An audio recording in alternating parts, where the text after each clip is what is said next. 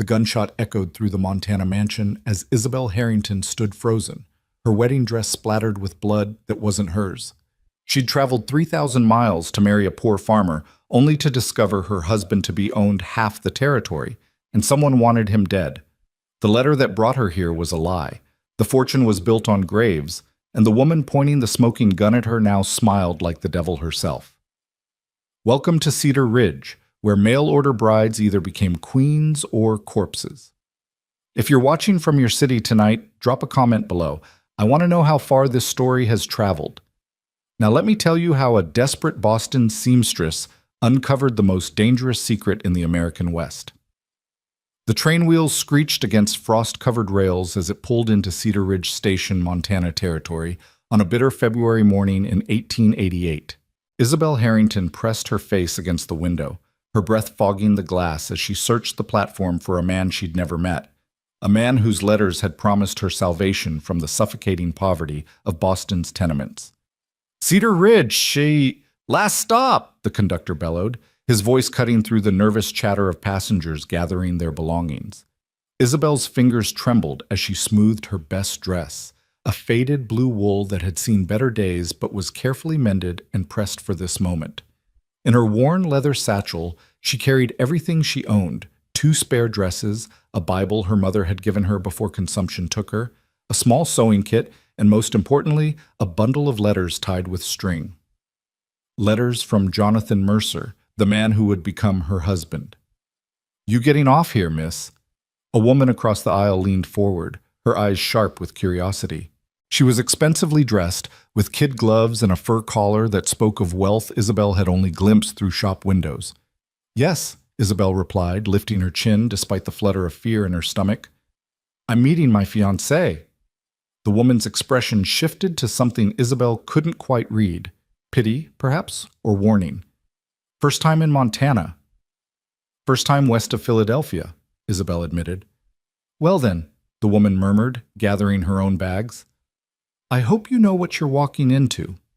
Before Isabel could ask what she meant, the woman swept down the aisle and disappeared into the crowd of disembarking passengers. Isabel followed, her boots clicking on the metal steps as she descended onto the platform. The cold hit her like a physical blow. Boston winters were harsh, but this was different.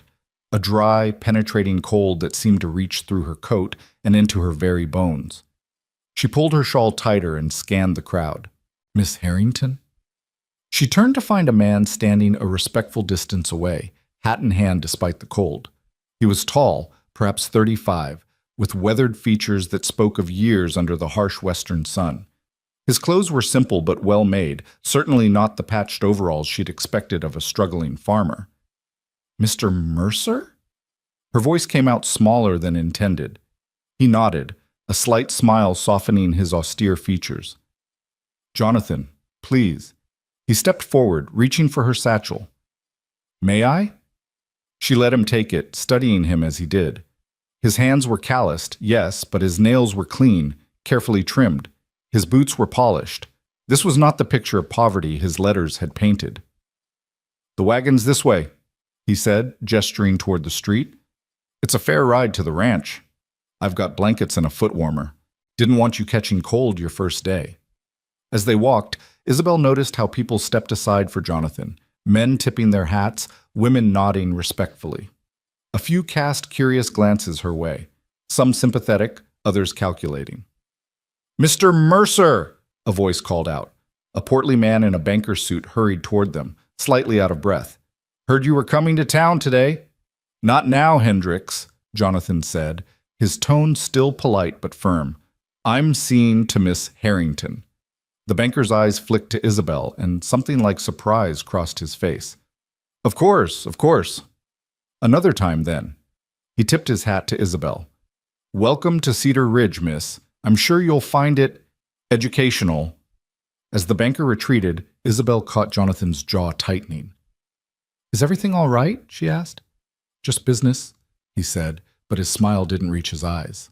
"Nothing for you to worry about." They reached a wagon, not the simple farm cart Isabel had imagined, but a well-appointed carriage with glass windows and brass fittings. 2 matched black horses stood in the traces, their breath steaming in the cold air. This is yours. Isabel couldn't hide her surprise. Jonathan paused in helping her up. Did I not mention the wagon in my letters? You said you had simple means. That times were hard. Times are hard for everyone out here, he said carefully, settling her on the padded bench and tucking a thick buffalo robe around her legs. The drought last summer, the winter that followed, we've all had to tighten our belts. As he climbed up beside her and took the reins, Isabel studied his profile. There was something he wasn't telling her. She could feel it in the careful way he chose his words, see it in the tension around his eyes. How long have you been ranching here? She asked as they pulled away from the station. My family's been on this land for 20 years, he replied. My father came out after the war, claimed the homestead. I took over when he passed 5 winters ago. And your mother? Died when I was 12. Fever took her. I'm sorry. He glanced at her, seeming surprised by the genuine sympathy in her voice. It was a long time ago. They rode in silence for a while, the town giving way to open prairie. The landscape was breathtaking in its severity, rolling hills covered in snow, distant mountains like blue shadows against the sky, and a sense of space that made Isabel feel both free and terrifyingly small. It's beautiful, she said softly. It's harsh, Jonathan corrected. Beautiful, yes, but it doesn't forgive mistakes. The land out here, it takes more than it gives. Then why stay? He was quiet for so long she thought he wouldn't answer. Finally, he said, because once it's in your blood, you can't leave. Even when you should. Especially when you should. The cryptic response sent a shiver down Isabel's spine that had nothing to do with the cold. They'd been riding for perhaps an hour when another wagon appeared on the horizon, moving fast toward them. Jonathan's hands tightened on the reins. Who is that? Isabel asked. Trouble, Jonathan muttered, then louder. Ezra Dalton. He owns the spread next to mine. The wagon pulled alongside them, forcing Jonathan to stop. The man driving was younger than Jonathan, perhaps 30, with coal-black hair and eyes like chips of flint. He was handsome in a dangerous way, the kind of man Isabel's mother had warned her about. Well, well, Dalton said, his gaze sliding from Jonathan to Isabel with undisguised interest. So the rumors are true. You actually went and got yourself another mail-order bride. Another? Isabel looked at Jonathan, whose face had gone stone still. Didn't tell her about Margaret, did you? Dalton's smile was sharp as a blade. Can't say I blame you. Not exactly a story to inspire confidence. Move along, Dalton, Jonathan said quietly. This doesn't concern you. Everything that happens on this range concerns me, Dalton replied, especially when it involves innocent young women who don't know what they're walking into. He tipped his hat to Isabel. Miss, if you ever need help, any kind of help, my ranch is 10 miles due east. White gateposts, can't miss it. She won't be needing your help, Jonathan said, his voice carrying a warning. Dalton laughed, a sound without humor. That's what Margaret thought, too. He snapped his reins. Remember what I said, miss. 10 miles due east. After he was gone, Isabel sat rigid beside Jonathan, her mind racing. Who was Margaret? Jonathan didn't answer immediately, focusing on guiding the horses around a patch of rough ground. When he finally spoke, his voice was carefully neutral. A woman I corresponded with last year, like you. What happened to her? She left. Why? She decided ranch life wasn't for her. Isabel wanted to press further, but something in his tone warned her off. Still, Dalton's words echoed in her mind. Another mail-order bride. How many had there been? And why had they all left? The sun was beginning its descent when they crested a hill and Jonathan pulled the horses to a stop. There, he said simply. Home. Isabel's breath caught. Below them, nestled in a valley with a stream running through it, was not the modest homestead she'd expected, but a sprawling estate. The main house was 3 stories of timber and stone, with wings extending from either side. Barns, stables, and outbuildings dotted the landscape. Fenced pastures stretched as far as she could see, and even in winter she could make out hundreds of cattle. This is yours, she whispered. Ours, Jonathan corrected. If you'll still have me. Isabel turned to stare at him. You lied to me. I was selective with the truth. Why? He sighed, suddenly looking older than his years. Would you have come if you knew? A woman from Boston answering an advertisement to marry a wealthy rancher in Montana. You would have thought it was some kind of scheme, or worse, you would have come for the wrong reasons. So you tested me? I wanted someone who would come for the life, not the money. Someone who could handle the isolation, the hard work, he paused, choosing his words carefully, the challenges. Like whatever happened to Margaret? His jaw tightened. We should get to the house. It'll be dark soon, and Aunt Catherine will be waiting. As they descended toward the estate, Isabel's mind whirled. She'd prepared herself for poverty, for struggle, for the hard life of a farmer's wife. She hadn't prepared for this, wealth that brought its own dangers, secrets that seemed to lurk in every shadow, and a husband-to-be who was clearly more than he appeared. The house loomed larger as they approached, and Isabel could see figures moving behind lit windows. Staff, she realized. He had staff. How many people work for you? She asked. About 30, depending on the season. More during Roundup. And you couldn't mention this in your letters? Would you have believed me if I had? She had to admit he had a point, a wealthy rancher advertising for a bride through the matrimonial papers. It would have seemed like a trap. They pulled up to the main entrance, where a severe-looking woman in black stood waiting. She was perhaps 60, with steel gray hair pulled back in a bun so tight it stretched her features. Her eyes, the same green as Jonathan's, assessed Isabel with the intensity of a buyer examining livestock.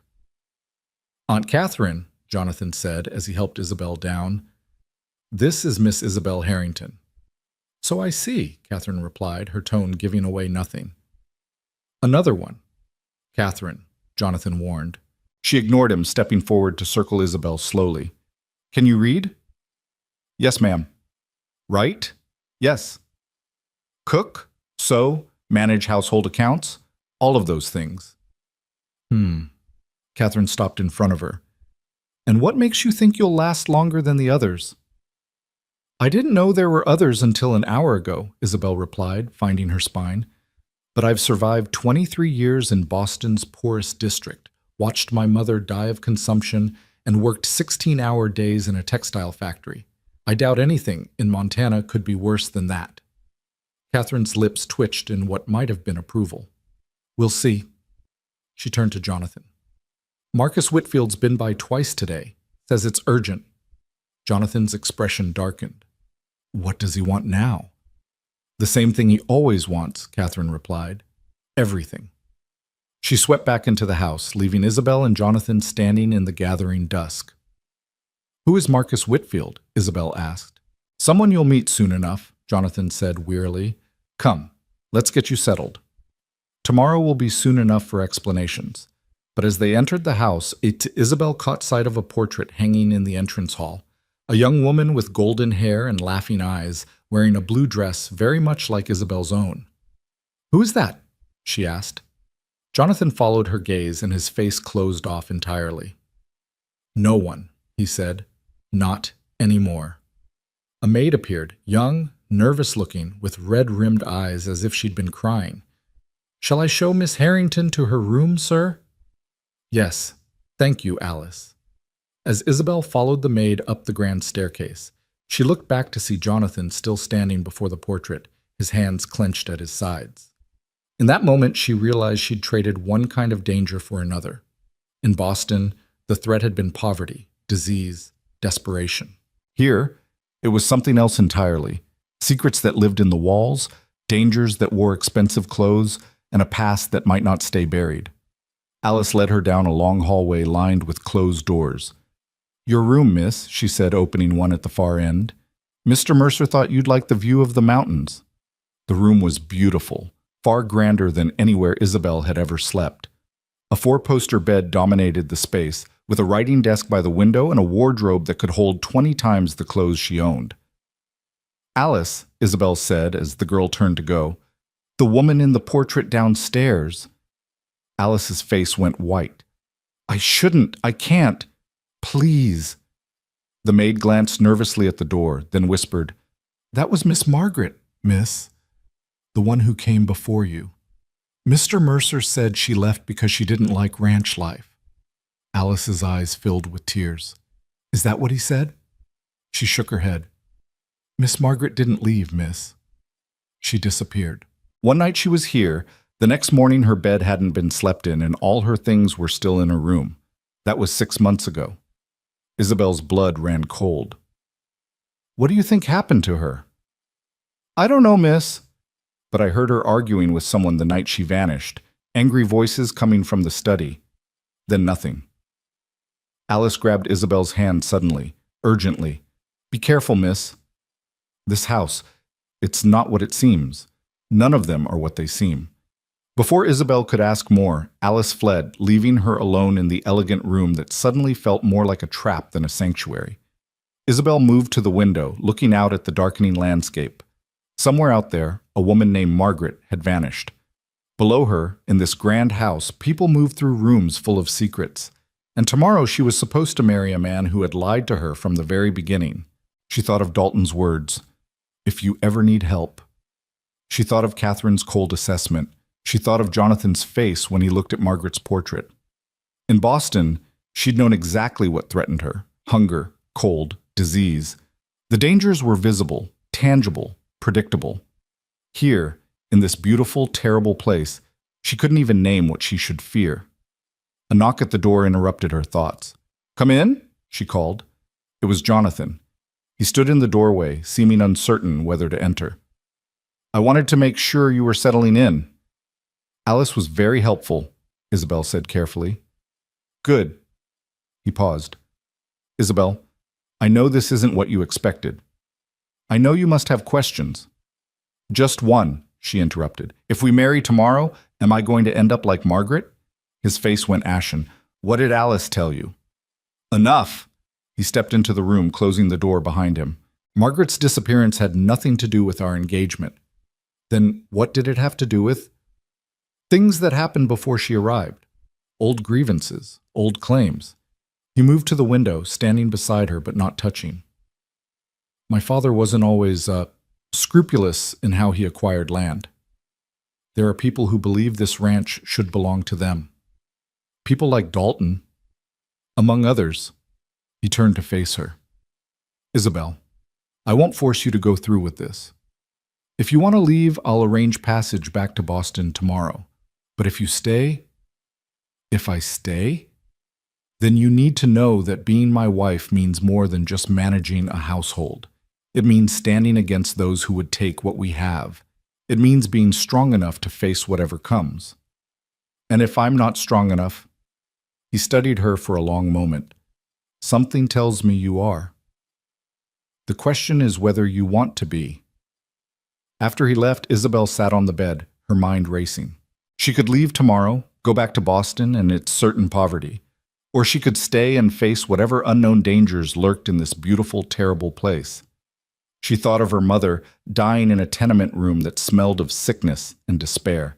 She thought of the factory where she'd worked, her fingers bleeding from the endless sewing, her lungs filling with cotton dust. Then she thought of Margaret's portrait, those laughing eyes that would never laugh again. She moved to the writing desk, where paper and ink had been thoughtfully provided. By candlelight, she began to write. "Dear Diary, I have arrived in Montana to find that nothing is as I expected. The man I am to marry is not poor, but wealthy, not simple, but complex, not safe, but dangerous. I am surrounded by mysteries and threats I don't understand. And yet," she paused, pen hovering over paper, "and yet I cannot bring myself to leave. Perhaps it is foolishness. Perhaps it is courage. Perhaps there is no difference between the two. Tomorrow I will either marry Jonathan Mercer or flee this place. Tonight, I will try to discover which choice leads to salvation and which to doom." A sound in the hallway made her look up. Footsteps, slow and deliberate, stopped outside her door. She held her breath, waiting for a knock that didn't come. After a moment, the footsteps continued on. She rose and moved to the door, pressing her ear against it. Voices drifted from somewhere below, Jonathan's and another man's, raised in anger. "You can't keep doing this," the stranger's voice insisted. How many more women are you going to bring here? How many more are going to...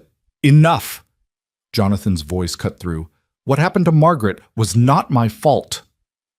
Wasn't it? You knew the danger. You knew what father had done, what enemies he'd made. And still you brought her here.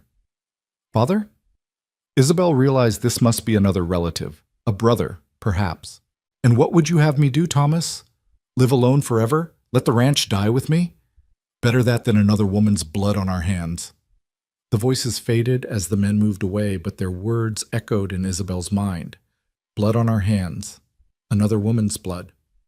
She returned to her letter, adding, I have just overheard a conversation that chills me to the bone. It seems Margaret's fate was no accident, no simple disappearance. There's blood involved, and danger, and a family secret that may cost me my life if I stay. Another knock at the door made her quickly hide the letter. Yes? It was Alice again, carrying a tray. Supper, miss. Mrs. Catherine thought you might prefer to eat in your room tonight. Thank you. Isabel took the tray, noting the fine china, the silver cutlery. Even the simple meal of stew and bread was elegantly presented. Alice, wait. The girl paused at the door. The man who was arguing with Mr. Mercer just now, who was that? That would be Mr. Thomas? Miss? Mr. Jonathan's younger brother. He manages the northern range. They seemed upset. Alice bit her lip. The brothers don't always see eye to eye, miss. Especially about the marriages. Marriages? Plural? Alice's eyes widened as she realized what she'd said. I should go, miss.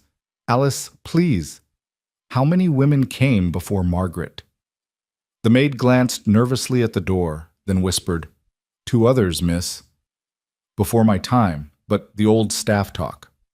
First was Sarah, 4 years ago. She lasted 3 months before she ran off, or so they say. Then Emma, 2 years ago.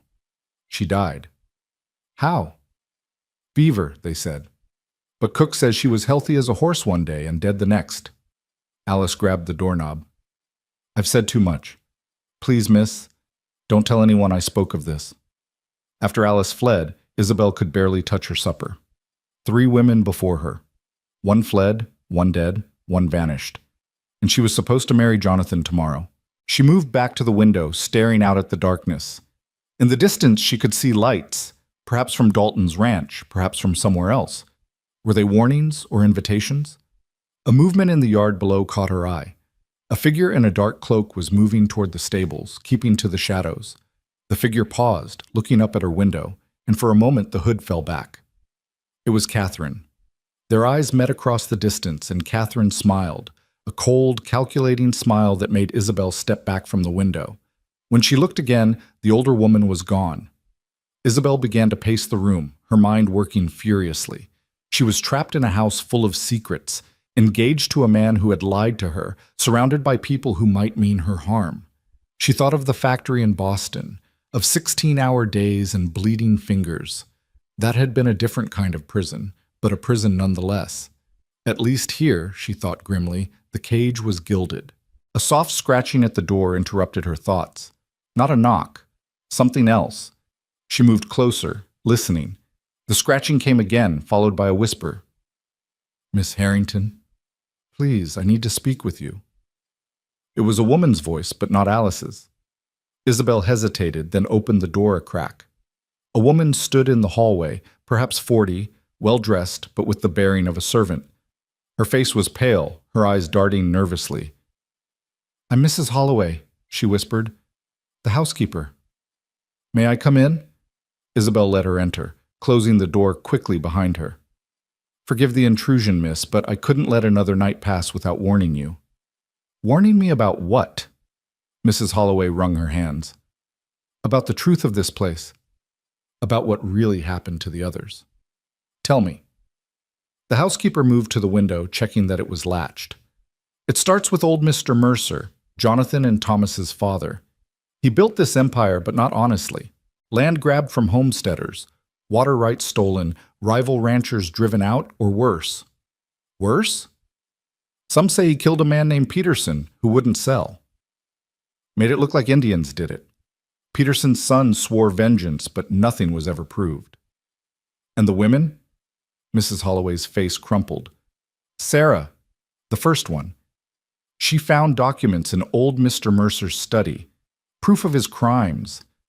She threatened to go to the authorities if Jonathan didn't let her leave with a substantial payment. One night, she was gone. Jonathan said she'd run off, but her things were gone too. Packed neat and tidy. What woman running for her life packs everything neat and tidy? Isabel felt a chill run down her spine. And Emma? Emma was different.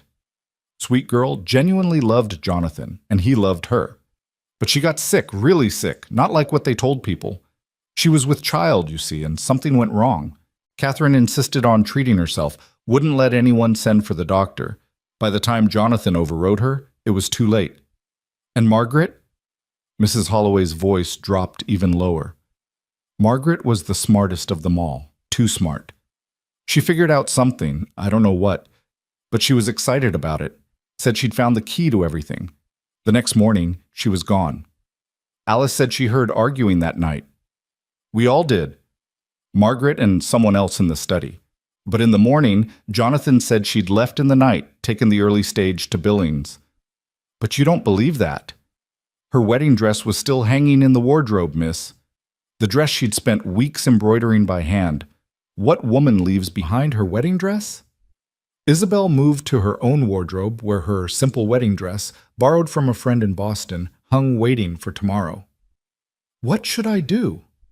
Mrs. Holloway grasped her hands. Leave. Tonight if you can. Tomorrow morning at the latest. Don't marry him, miss. Don't become another ghost in this house. But where would I go? I have no money, no connections here. Better to be poor and alive than rich and buried, miss. After Mrs. Holloway left, Isabel sat in the darkness, weighing her options. She could try to leave tonight, but how? She didn't know the land, had no horse, no money for the stage. She could wait until morning, refuse the marriage, demand to be taken back to town. But would Jonathan let her go? Or she could go through with the marriage and hope to survive longer than her predecessors. She lit a candle and returned to her letter. It is near midnight now, and I have learned the full horror of my situation. 3 women came before me to marry Jonathan Mercer. None survived the attempt. Tomorrow, I am to become the 4th. I am frightened, more frightened than I have ever been, yet something in me refuses to run. Perhaps it is pride. Perhaps it is curiosity. Perhaps it is simply that I am tired of running from poverty and am willing to face a different kind of danger. If something happens to me, let this record show that Isabel Harrington knew the risks and chose to stay. God help me, I chose to stay. She was sealing the letter when she heard it. Music, faint but distinct, drifting through the walls. A piano, playing a melody she didn't recognize. It was beautiful and sad, like a lament for the dead. Following the sound, she crept from her room and down the hallway. The music grew louder as she descended the stairs, careful to avoid the creaking steps Alice had warned her about. It was coming from behind a door at the far end of the main hall. She peered through the keyhole and gasped. Jonathan sat at a grand piano, his fingers moving across the keys with surprising skill. But it was what surrounded him that made Isabel's blood run cold. The walls were covered with portraits. Not just Margaret, but 2 other women as well. Sarah, she assumed, and Emma, 3 dead brides watching over their would-be husband as he played their requiem. As she watched, Jonathan stopped playing and spoke to the portraits. "I'm sorry," he said, his voice broken. "I'm so sorry. But I have to try again. The ranch needs an heir. The legacy must continue. You understand, don't you?" He started playing again, and Isabel backed away from the door, her heart pounding. She understood now. Jonathan wasn't a murderer. He was something perhaps worse. A man so desperate to preserve his father's empire that he would keep sacrificing women to whatever danger haunted this place, hoping that eventually one would survive. She was about to return to her room when a hand clamped over her mouth, dragging her into the shadows.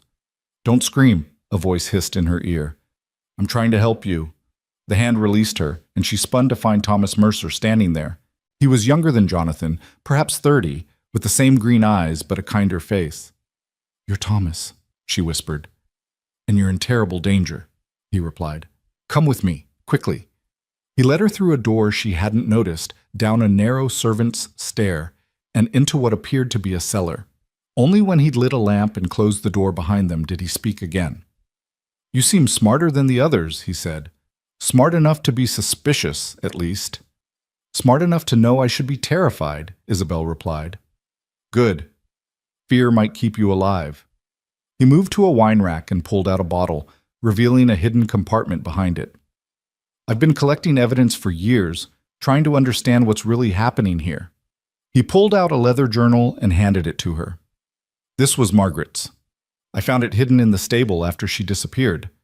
Isabel opened it, reading Margaret's careful script. "I have discovered the truth at last.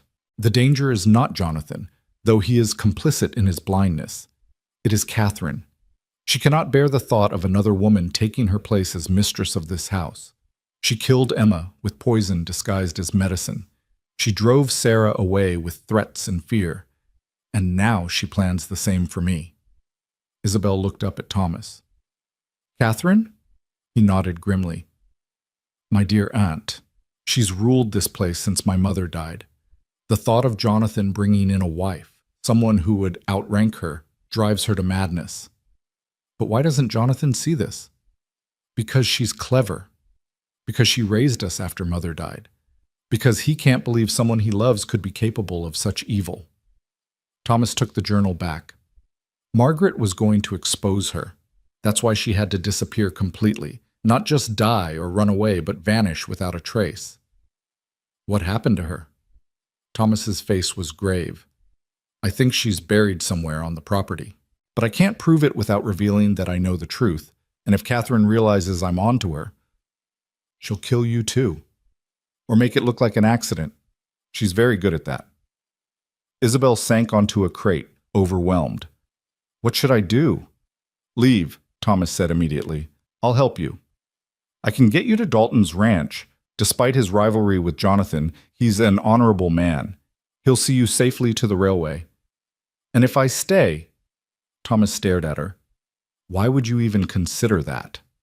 Isabel thought of the factory, of her mother's death, of the endless gray poverty of Boston.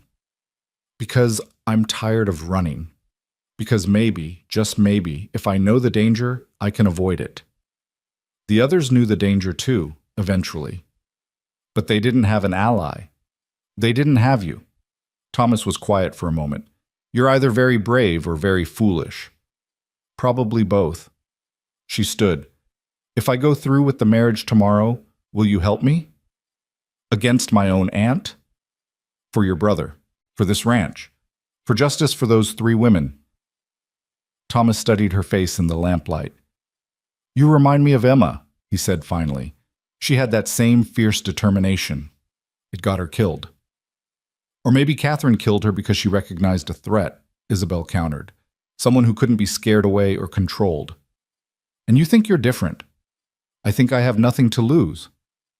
That makes me dangerous in a way those other women weren't." Thomas was quiet for a long moment, then nodded. "All right. If you're determined to stay, I'll help you, but we need rules.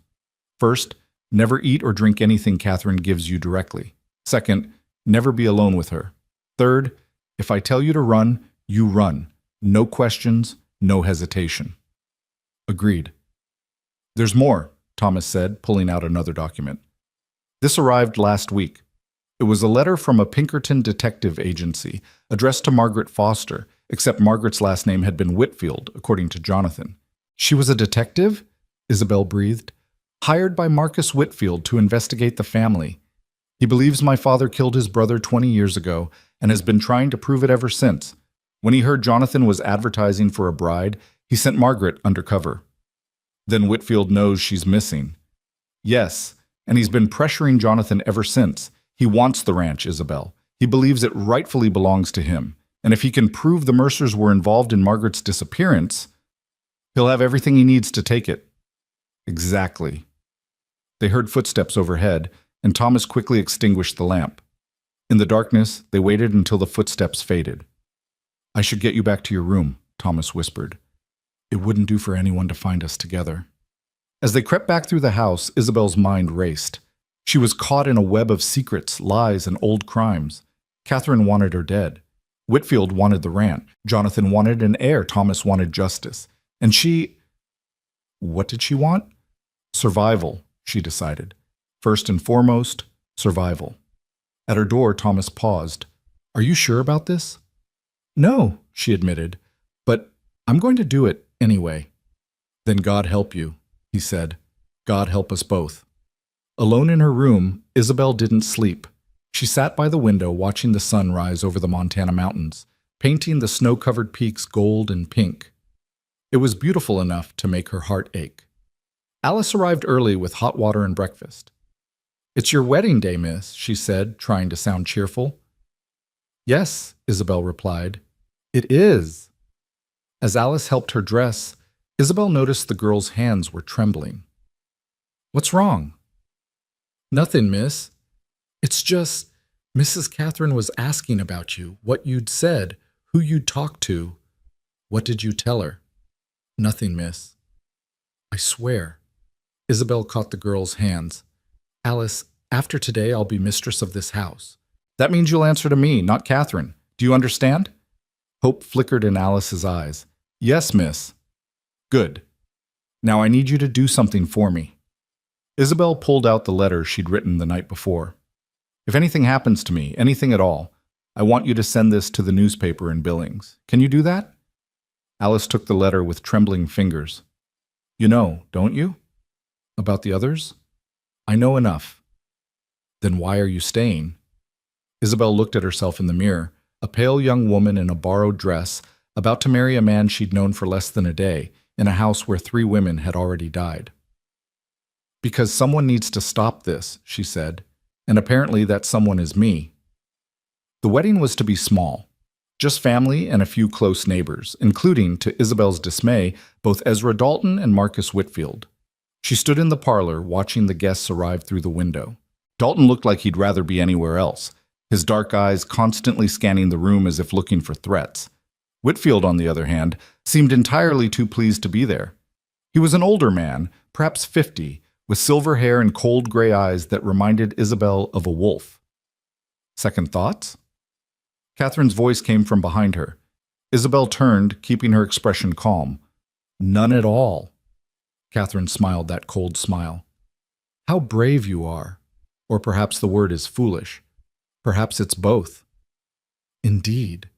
Catherine moved closer, and Isabel caught a whiff of something bitter on her breath. I do hope you last longer than the others. It's so tiresome, constantly training new girls.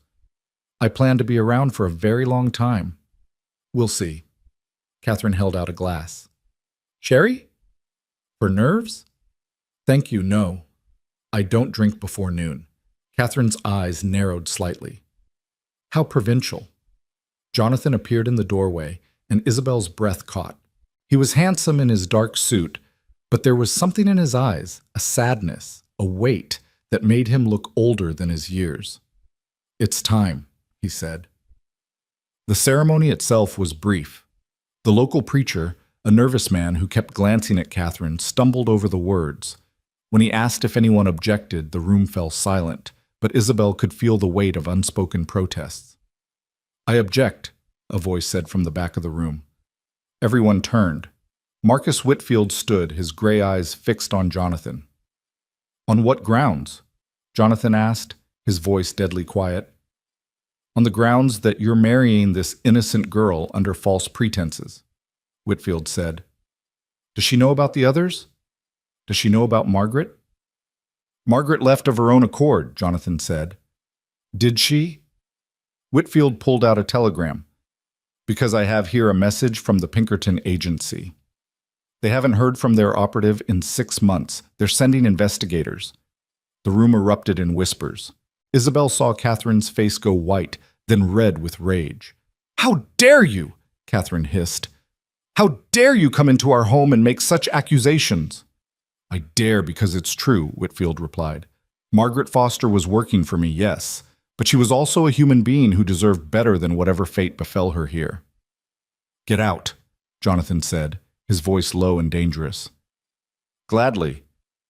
But know this, Mercer, the investigators will be here within the week, and when they find what I know they'll find, This ranch will be mine, as it should have been all along. He strode out, leaving chaos in his wake. The preacher was muttering about scandal, the neighbors were whispering, and Dalton was watching everything with those sharp, dark eyes. Perhaps we should postpone, the preacher began. No, Isabel said, surprising everyone, including herself. We continue. Miss Harrington, Jonathan said, you don't have to. Yes, she said firmly, I do. She couldn't explain why, but something in Whitfield's threat had crystallized her resolve. If investigators were coming, if the truth was about to be exposed anyway, then she might as well be in a position to influence what happened next. The preacher, clearly eager to be done with the whole affair, rushed through the rest of the ceremony. When Jonathan kissed her, his lips were cold. Why? He whispered against her mouth. Because someone needs to stand with you when the storm comes, she whispered back. The reception was a strained affair. The neighbors left quickly, citing various excuses. Dalton lingered, approaching Isabel when she was momentarily alone. That was either very brave or very stupid, he said. People keep telling me that. Whitfield's not bluffing about the investigators. I know. He studied her. You're not what I expected. What did you expect? Another lamb to the slaughter. But you're no lamb, are you? Before she could answer, Catherine appeared. Mr. Dalton, how good of you to come. Mrs. Catherine. He tipped his hat to Isabel. Mrs. Mercer. Remember what I said, 10 miles due east. After he left, Catherine turned to Isabel. Already making friends with our enemies. Is that what he is? An enemy? Everyone's an enemy, girl. You'd do well to remember that. As the sun set on her wedding day, Isabel found herself alone in the study where Margaret had argued with someone the night she vanished. The room was masculine, dominated by a massive desk and walls of ledgers. She was examining the bookshelves when she noticed something odd. One section of books was less dusty than the others, as if they'd been recently moved. She pulled at them and gasped as the entire section swung inward, revealing a hidden room. Inside were documents, dozens of them, land deeds, contracts, and, her blood ran cold, death certificates. Sarah Morrison died of fever. Emma Cartwright died in childbirth, but no certificate for Margaret. You shouldn't be in here. She spun to find Catherine standing in the doorway, and in her hand was a pistol. The pistol in Catherine's hand gleamed dull silver in the lamplight, its barrel pointed directly at Isabel's heart. The older woman stepped into the study, closing the door behind her with a soft click that sounded like a death knell in the silence. I wondered how long it would take you to find this room, Catherine said, her voice conversational, as if they were discussing the weather rather than standing on the precipice of murder. Margaret found it on her third day. You've managed it in less than 24 hours. Impressive. Isabel forced herself to remain calm, though her heart hammered against her ribs. Is this how it happened with the others? Did you corner them with a gun when they learned too much? Catherine laughed, a sound like breaking glass. Oh, my dear, you give me too much credit. I've never needed anything so crude as a bullet. Poison is so much more elegant, don't you think? A little something in the tea, a gradual weakening, a tragic illness. Everyone's so sympathetic when a young bride falls ill in the harsh Montana climate. Emma, Isabel breathed. You poisoned Emma. Emma was weak, Catherine spat, simpering, crying, always clinging to Jonathan. She would have ruined him with her softness. This ranch needs strength to survive, not some weeping girl who couldn't even carry a child properly. She was pregnant? For about 5 minutes before her body rejected it, probably for the best. Weak mothers make weak sons. Catherine moved further into the room, the gun never wavering. Sarah was different. Greedy little thing, that one. Found these very documents and tried to blackmail us. Can you imagine? A nobody from Chicago thinking she could threaten the Mercer family. So you killed her too. I gave her a choice. Leave quietly with a modest sum, or stay and face the consequences. She chose poorly. Isabel's mind raced, searching for a way out. The hidden door was behind her, but Catherine blocked the main exit. And Margaret? What was her sin? Catherine's face darkened. Margaret was the worst of all, a spy. A Pinkerton operative sent by that bastard Whitfield to destroy us. She documented everything, photographed documents, compiled evidence. She was going to bring this entire family down. Where is she? Where she can't hurt anyone anymore. Catherine's smile was terrible. You know, I actually liked you at first. You seemed practical, hardened by poverty. I thought perhaps you'd be the one to understand that survival requires sacrifice. I understand sacrifice, Isabel said carefully, inching backward, but not murder. Don't be naive. This entire ranch is built on murder. My brother, Jonathan's father, didn't become the most powerful man in the territory by being gentle. He took what he wanted, removed obstacles, crushed enemies. I'm simply continuing his legacy. By killing innocent women? Innocent? Catherine laughed again. None of you were innocent. You all came here for money, security, comfort. You're no different from vultures circling a carcass. I came here for a chance at a better life. And you'll get one, Catherine said, raising the gun slightly. In the next world. The door burst open, and Thomas rushed in. Catherine, no! The older woman didn't even turn. Go away, Thomas. This doesn't concern you. Like hell it doesn't.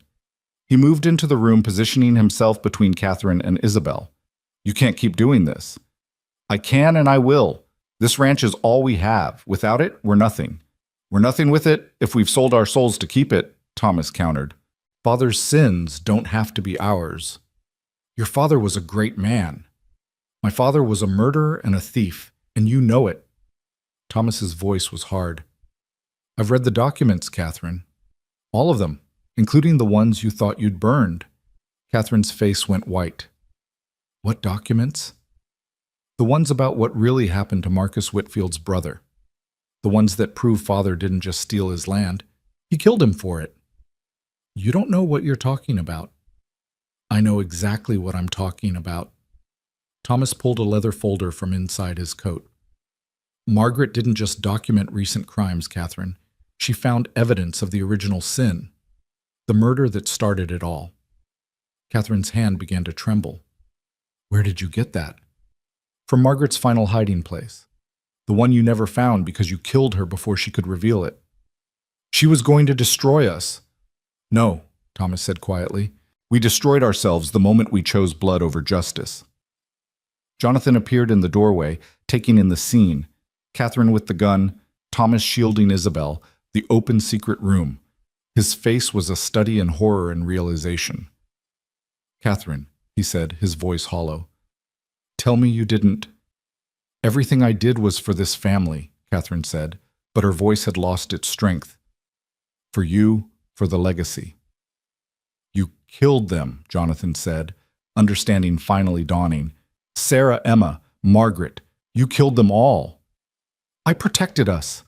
I protected what your father built. You turned us into monsters. Jonathan moved into the room, his movements careful, deliberate. Put the gun down, Aunt Catherine. You ungrateful boy.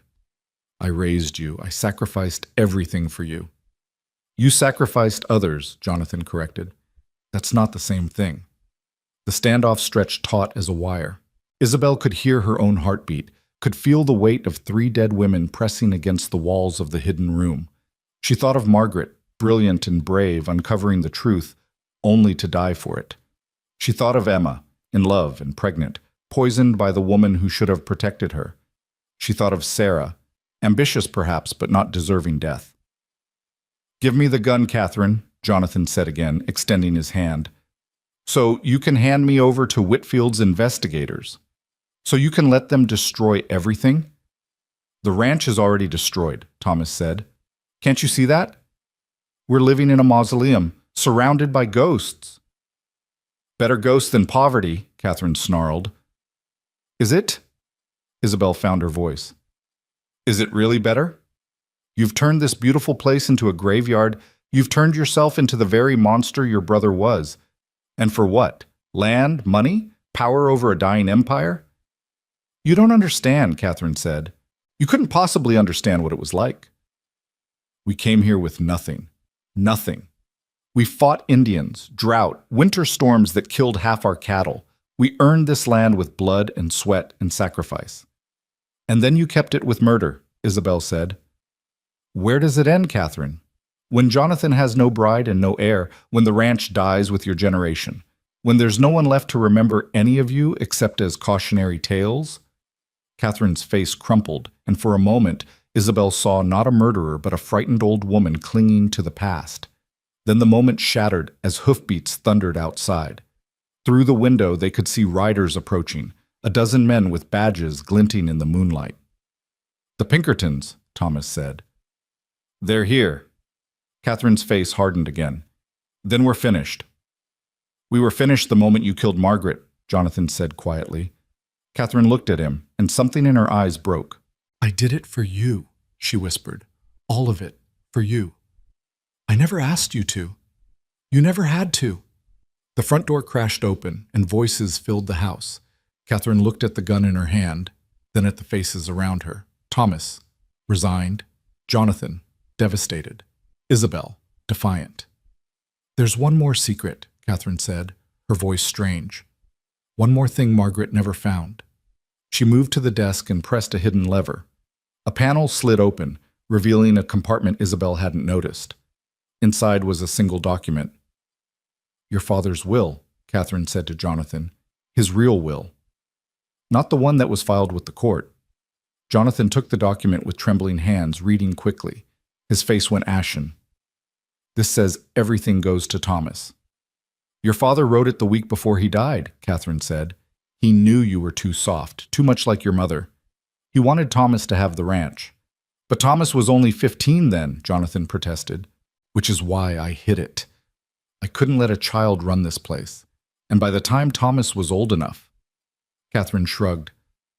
"I'd already committed too many sins to turn back." Thomas stared at her. "You kept this from me? From both of us?" "I kept this family together," Catherine said. "Without me, you'd both be nothing."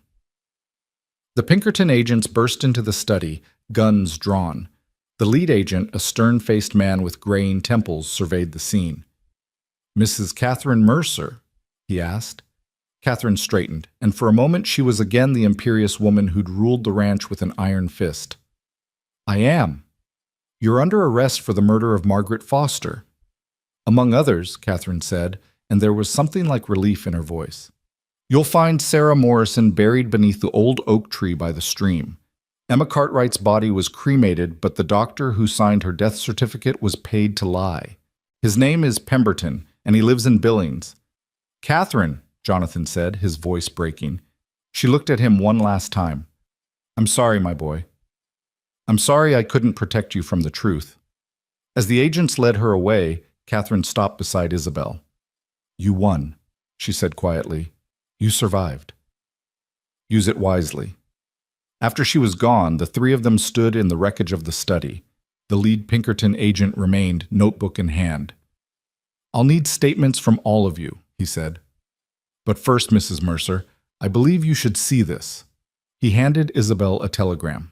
It was from a hospital in San Francisco, and it contained 7 words that changed everything. "Margaret Foster alive. Memory lost. Recovering slowly." Isabel gasped. "She's alive?" "Barely. She was found beaten nearly to death on the road to Billings, left for dead. A traveling doctor saved her, but she's only recently regained enough memory to contact us." "Catherine must have hired someone to dispose of her," Thomas said. "But they failed." "Or chose not to complete the job," the agent suggested. "We'll know more when Miss Foster is well enough to give a full statement." Isabel sank into a chair, overwhelmed. Margaret was alive. There was one less ghost haunting this place. "What happens now?" Jonathan asked the agent. "That depends. The ranch appears to be built on a foundation of crimes, both old and new. There will be investigations, trials, possibly seizures of assets. Mr. Whitfield has legitimate claims to some of the land." "All of it," a voice said from the doorway. Marcus Whitfield stood there, triumph written across his face. "With the evidence of murder and fraud, I'll take everything." "Perhaps," the agent said coolly, "but that's for the courts to decide." Whitfield's eyes found Isabel. "You've married into a dying dynasty, Mrs. Mercer." I hope you enjoyed your one day as a wealthy woman." After he left, Jonathan turned to Isabel. "You should have our marriage annulled. You don't deserve to be dragged down with us." Isabel looked at him. This man who'd lied to her, who'd brought her into danger, who'd been blind to the evil in his own house.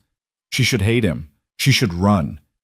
Instead, she saw a broken man who'd just lost everything he thought he knew about his family, his legacy, his life. "The marriage stands," she said quietly. "Isabel, you don't understand. We'll lose everything. The ranch, the money, probably even the house. Then we'll rebuild. With what?" She thought of the sewing skills that had kept her alive in Boston, the strength that had survived poverty, the determination that had faced down a killer. "With our hands," she said, "with honest work. With the truth, for once." Thomas stepped forward. "According to Father's real will, the ranch is mine. I won't fight for all of it. Whitfield can have what was stolen from his family. But there's enough land that was legitimately purchased. We could start over, smaller, honest." Jonathan looked at his younger brother. "You'd share it with me? After everything?"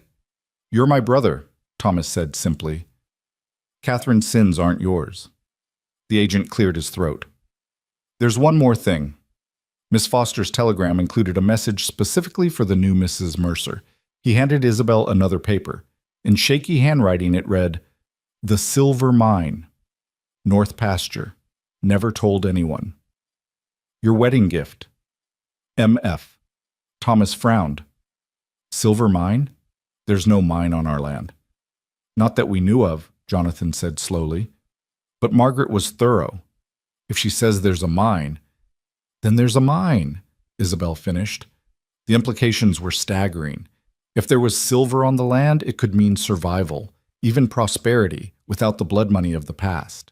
Over the next days, the ranch transformed into something resembling a crime scene. Investigators combed the grounds, finding Sarah's remains exactly where Catherine had said they would be. They interviewed every servant, every ranch hand, every neighbor who'd known the Mercer family. Isabel spent her time going through Margaret's hidden notes, which Thomas had retrieved from various hiding spots around the ranch. The woman had been brilliant, thorough, and ultimately tragic. But she'd also been right about the silver. The mine was old, probably Spanish, long abandoned and forgotten. But the vein was real, and according to the geology expert the Pinkertons brought in, potentially valuable. "It's on the section of land that was legitimately purchased," the expert confirmed. "The original deed from the Spanish grant. Whitfield has no claim to it." Isabel found Jonathan standing at the entrance to the mine, staring into the darkness. "Ironic, isn't it?" he said. "All those crimes, all those deaths, and there was honest wealth here all along. Your father never knew?" "He was too busy stealing from others to look at what he already had." Jonathan turned to her. "Why did you stay?" "Really?" Isabel considered the question. "Because I've been running my whole life. From poverty, from pain, from the fear that I was worth nothing. When I stood in that study with a gun pointed at me, I realized I was tired of running." "You could have been killed." "Yes, but I would have died standing my ground. That seemed better than living on my knees." Jonathan studied her face.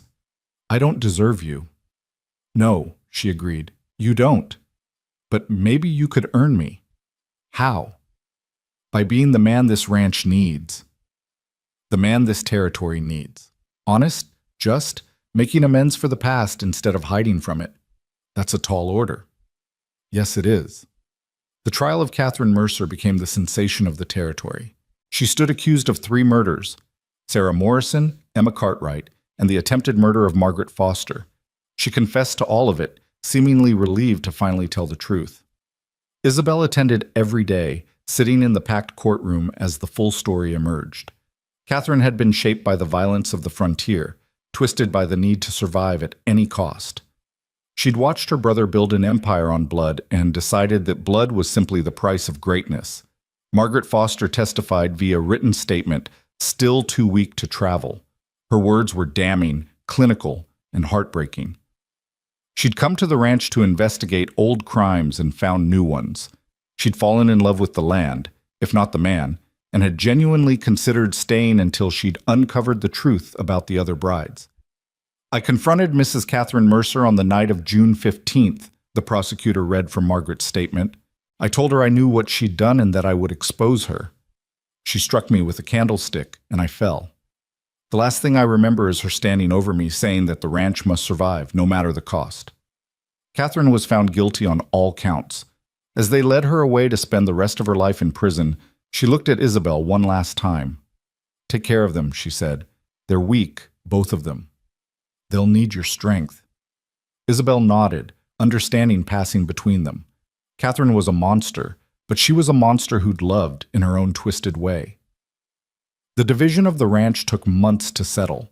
Whitfield got significant portions of land, the parts that had been stolen from his family and others. But the core of the ranch, including the silver mine, remained with Thomas and Jonathan. They worked out an arrangement where Thomas would manage the cattle operation while Jonathan developed the mine. Isabel found herself in charge of the household, bringing in new staff to replace those too traumatized by the recent revelations to stay. Alice stayed, promoted to head housemaid. Mrs. Holloway, the housekeeper who'd warned Isabel that first night, became her closest confidant and advisor. "I never thought I'd see this place free of her shadow," Mrs. Holloway said one morning as they went over the accounts. "Catherine ruled through fear for so long, we'd forgotten what it was like to breathe freely." "Fear is a powerful weapon," Isabel agreed, "but hope is stronger." "Is that what you're offering?" "Hope? I'm offering a chance to build something new, something clean. The silver mine proved to be moderately successful, not a bonanza, but enough to keep the reduced ranch profitable without the need for the violent tactics of the past. Jonathan threw himself into the work with a dedication that surprised everyone, perhaps trying to atone for his blindness to Catherine's crimes. One evening, 3 months after the trial, Isabel found him in the study, the same room where Catherine had held her at gunpoint.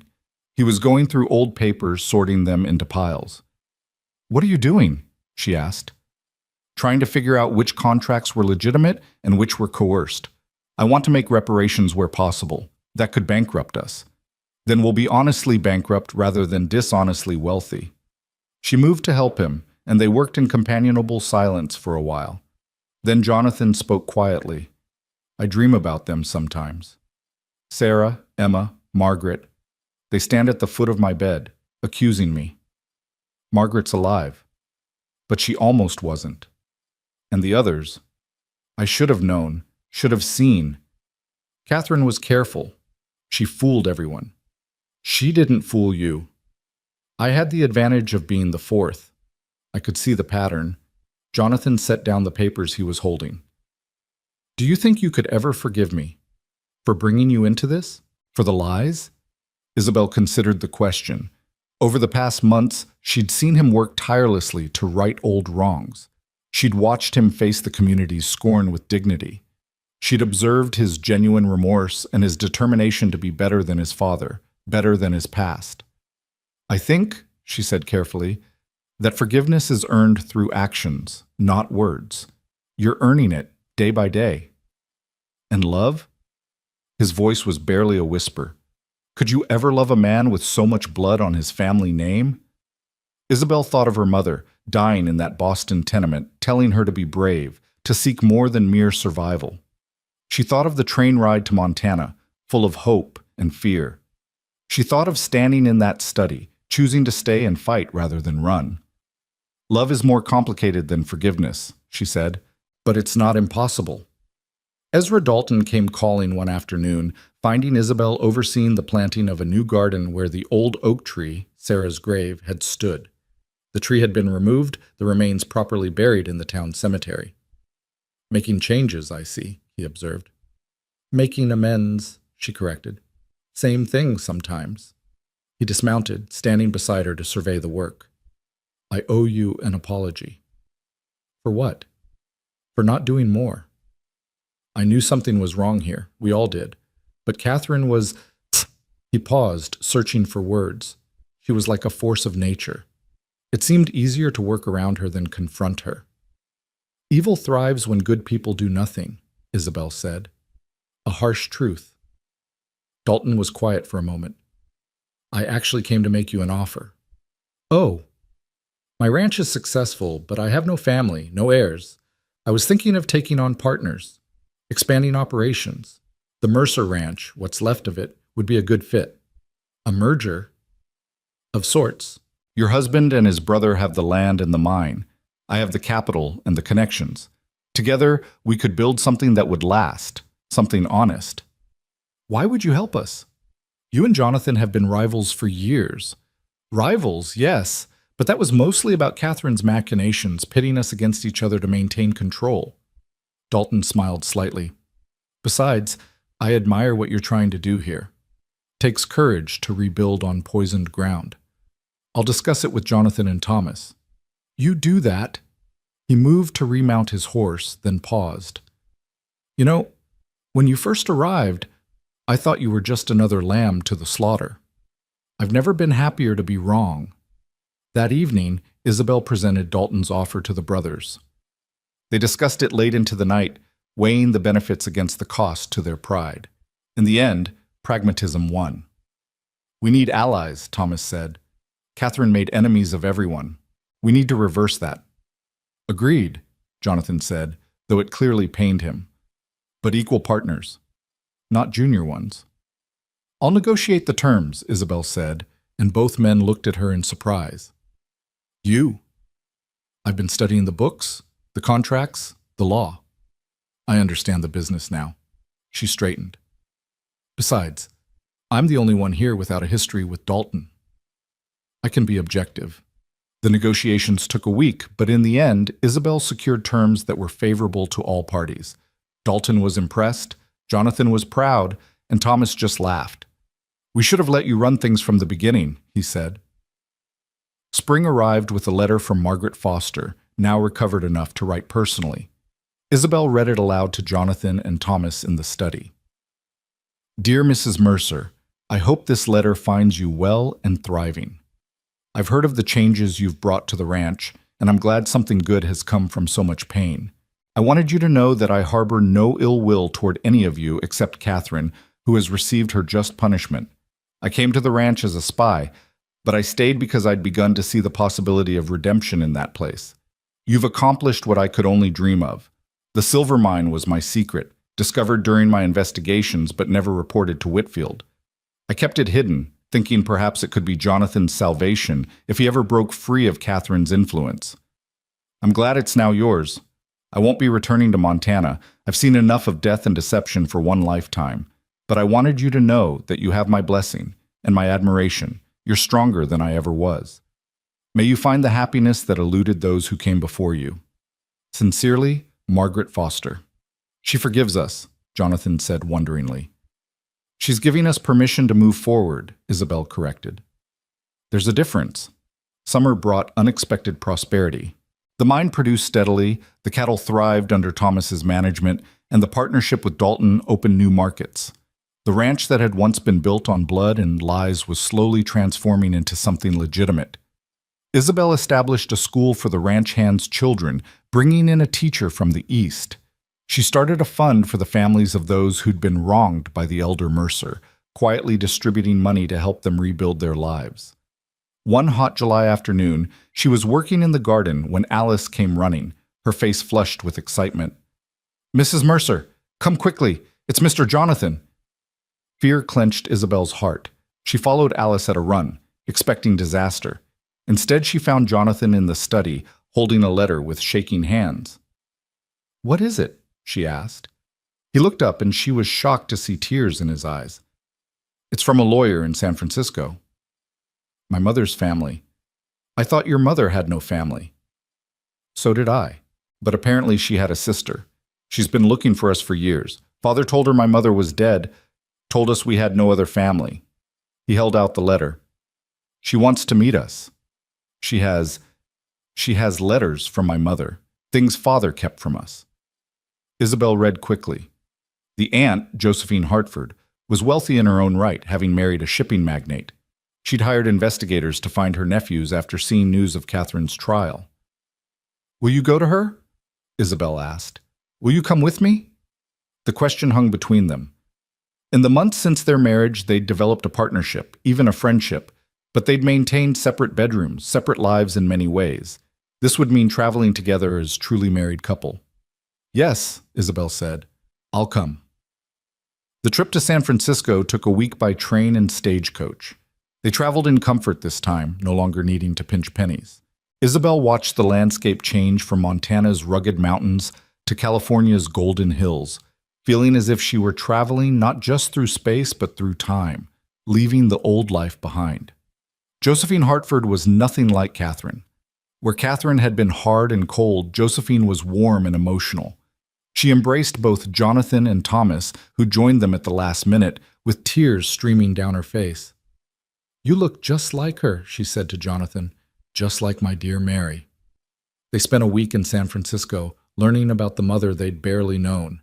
She'd been an artist, a dreamer, entirely unsuited to the harsh life of a Montana ranch. "She wrote to me until the very end," Josephine said, showing them bundles of letters. "She was desperately unhappy, but she loved you boys. These last letters. She knew she was dying. She begged me to come for you." "Why didn't you?" Thomas asked. "Your father threatened me, said if I came near his sons, he'd kill me." Josephine's face hardened. "I was young and frightened. I've regretted my cowardice ever since." She gave them their mother's paintings, delicate watercolors of Montana landscapes that somehow made the harsh territory look like paradise. Isabel studied them, seeing in them the same desperate hope that had brought her west. She saw beauty even in that hard place, Josephine said. She had that gift. "It killed her," Jonathan said bitterly. "No," Josephine corrected. "Your father's cruelty killed her. The land just witnessed it." On their last night in San Francisco, Isabel stood on the balcony of their hotel, looking out at the bay. Jonathan joined her, standing close but not touching. "Thank you," he said, "for coming, for everything. You needed to know the truth about your mother. I needed you with me." He turned to face her. "Isabel, these past months, you've shown me what real strength looks like. Not Catherine's cruelty disguised as strength, but actual courage. The courage to face the truth, to make amends, to build rather than destroy. I've just done what needed to be done." "No, you've done so much more." He took her hands, his touch gentle. "I know I have no right to ask, but could we try to make this marriage real? Not just a legal arrangement, but a partnership?" she suggested. "A love match," he corrected. "Because I do love you, Isabel. Not because you saved the ranch or exposed Catherine or negotiated with Dalton, but because you're the bravest, most honest person I've ever known." Isabel looked into his eyes, seeing the man he was becoming rather than the man he'd been. She thought of all the reasons to say no, the lies, the danger he'd put her in, the ghosts that would always haunt them. Then she thought of the reasons to say yes, his genuine remorse, his hard work to make amends, the gentleness she'd seen him show to the ranch hand's children, the way he'd held his mother's paintings like sacred relics. "Yes," she said simply. He kissed her then. Not the cold, formal kiss of their wedding day, but something warm and real and full of promise. When they returned to Montana, they found the ranch thriving under Thomas's management. He'd implemented new farming techniques, improved conditions for the workers, and even started negotiations to bring the railroad through their land, legitimately this time. "I think I've found my calling," he told them over dinner their first night back. "This land, these people. It's what I was meant to do." "Father would be rolling in his grave," Jonathan said. "Good," Thomas replied. "Maybe that'll keep him from haunting us." That night, Isabel moved her belongings into Jonathan's room, their room now. As she unpacked, she found the letter she'd written that first night, the one documenting her fears. She read it again, marveling at how much had changed. "What's that?" Jonathan asked. "A letter to myself. A reminder of why I stayed." He read it, his face grave. "You were terrified." "Yes." "But you stayed anyway." "Yes." "Why?" She thought about it, then said, "Because I was more afraid of being a coward than of being killed. And now? Now I'm not afraid at all. That wasn't entirely true. She still feared the future, the challenges of building something good on ground soaked with blood. But it was a manageable fear now, one that spurred action rather than paralysis. The first year passed with surprising swiftness. The ranch evolved from a place of suspicion and fear to one of opportunity and hope. Workers who'd fled after Catherine's arrest began to return, drawn by fair wages and decent treatment. Marcus Whitfield remained a thorn in their side, constantly challenging boundaries and seeking ways to claim more land. But without Catherine's violence to respond to his provocations, he was reduced to legal maneuvering that the partnership with Dalton could counter. One day, Whitfield came to the ranch personally, something he hadn't done since the wedding. Isabel received him in the parlor, Jonathan and Thomas flanking her.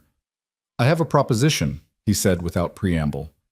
"We're listening," Isabel replied. "I'm old. I have no heirs. My quarrel was with your father, not with you."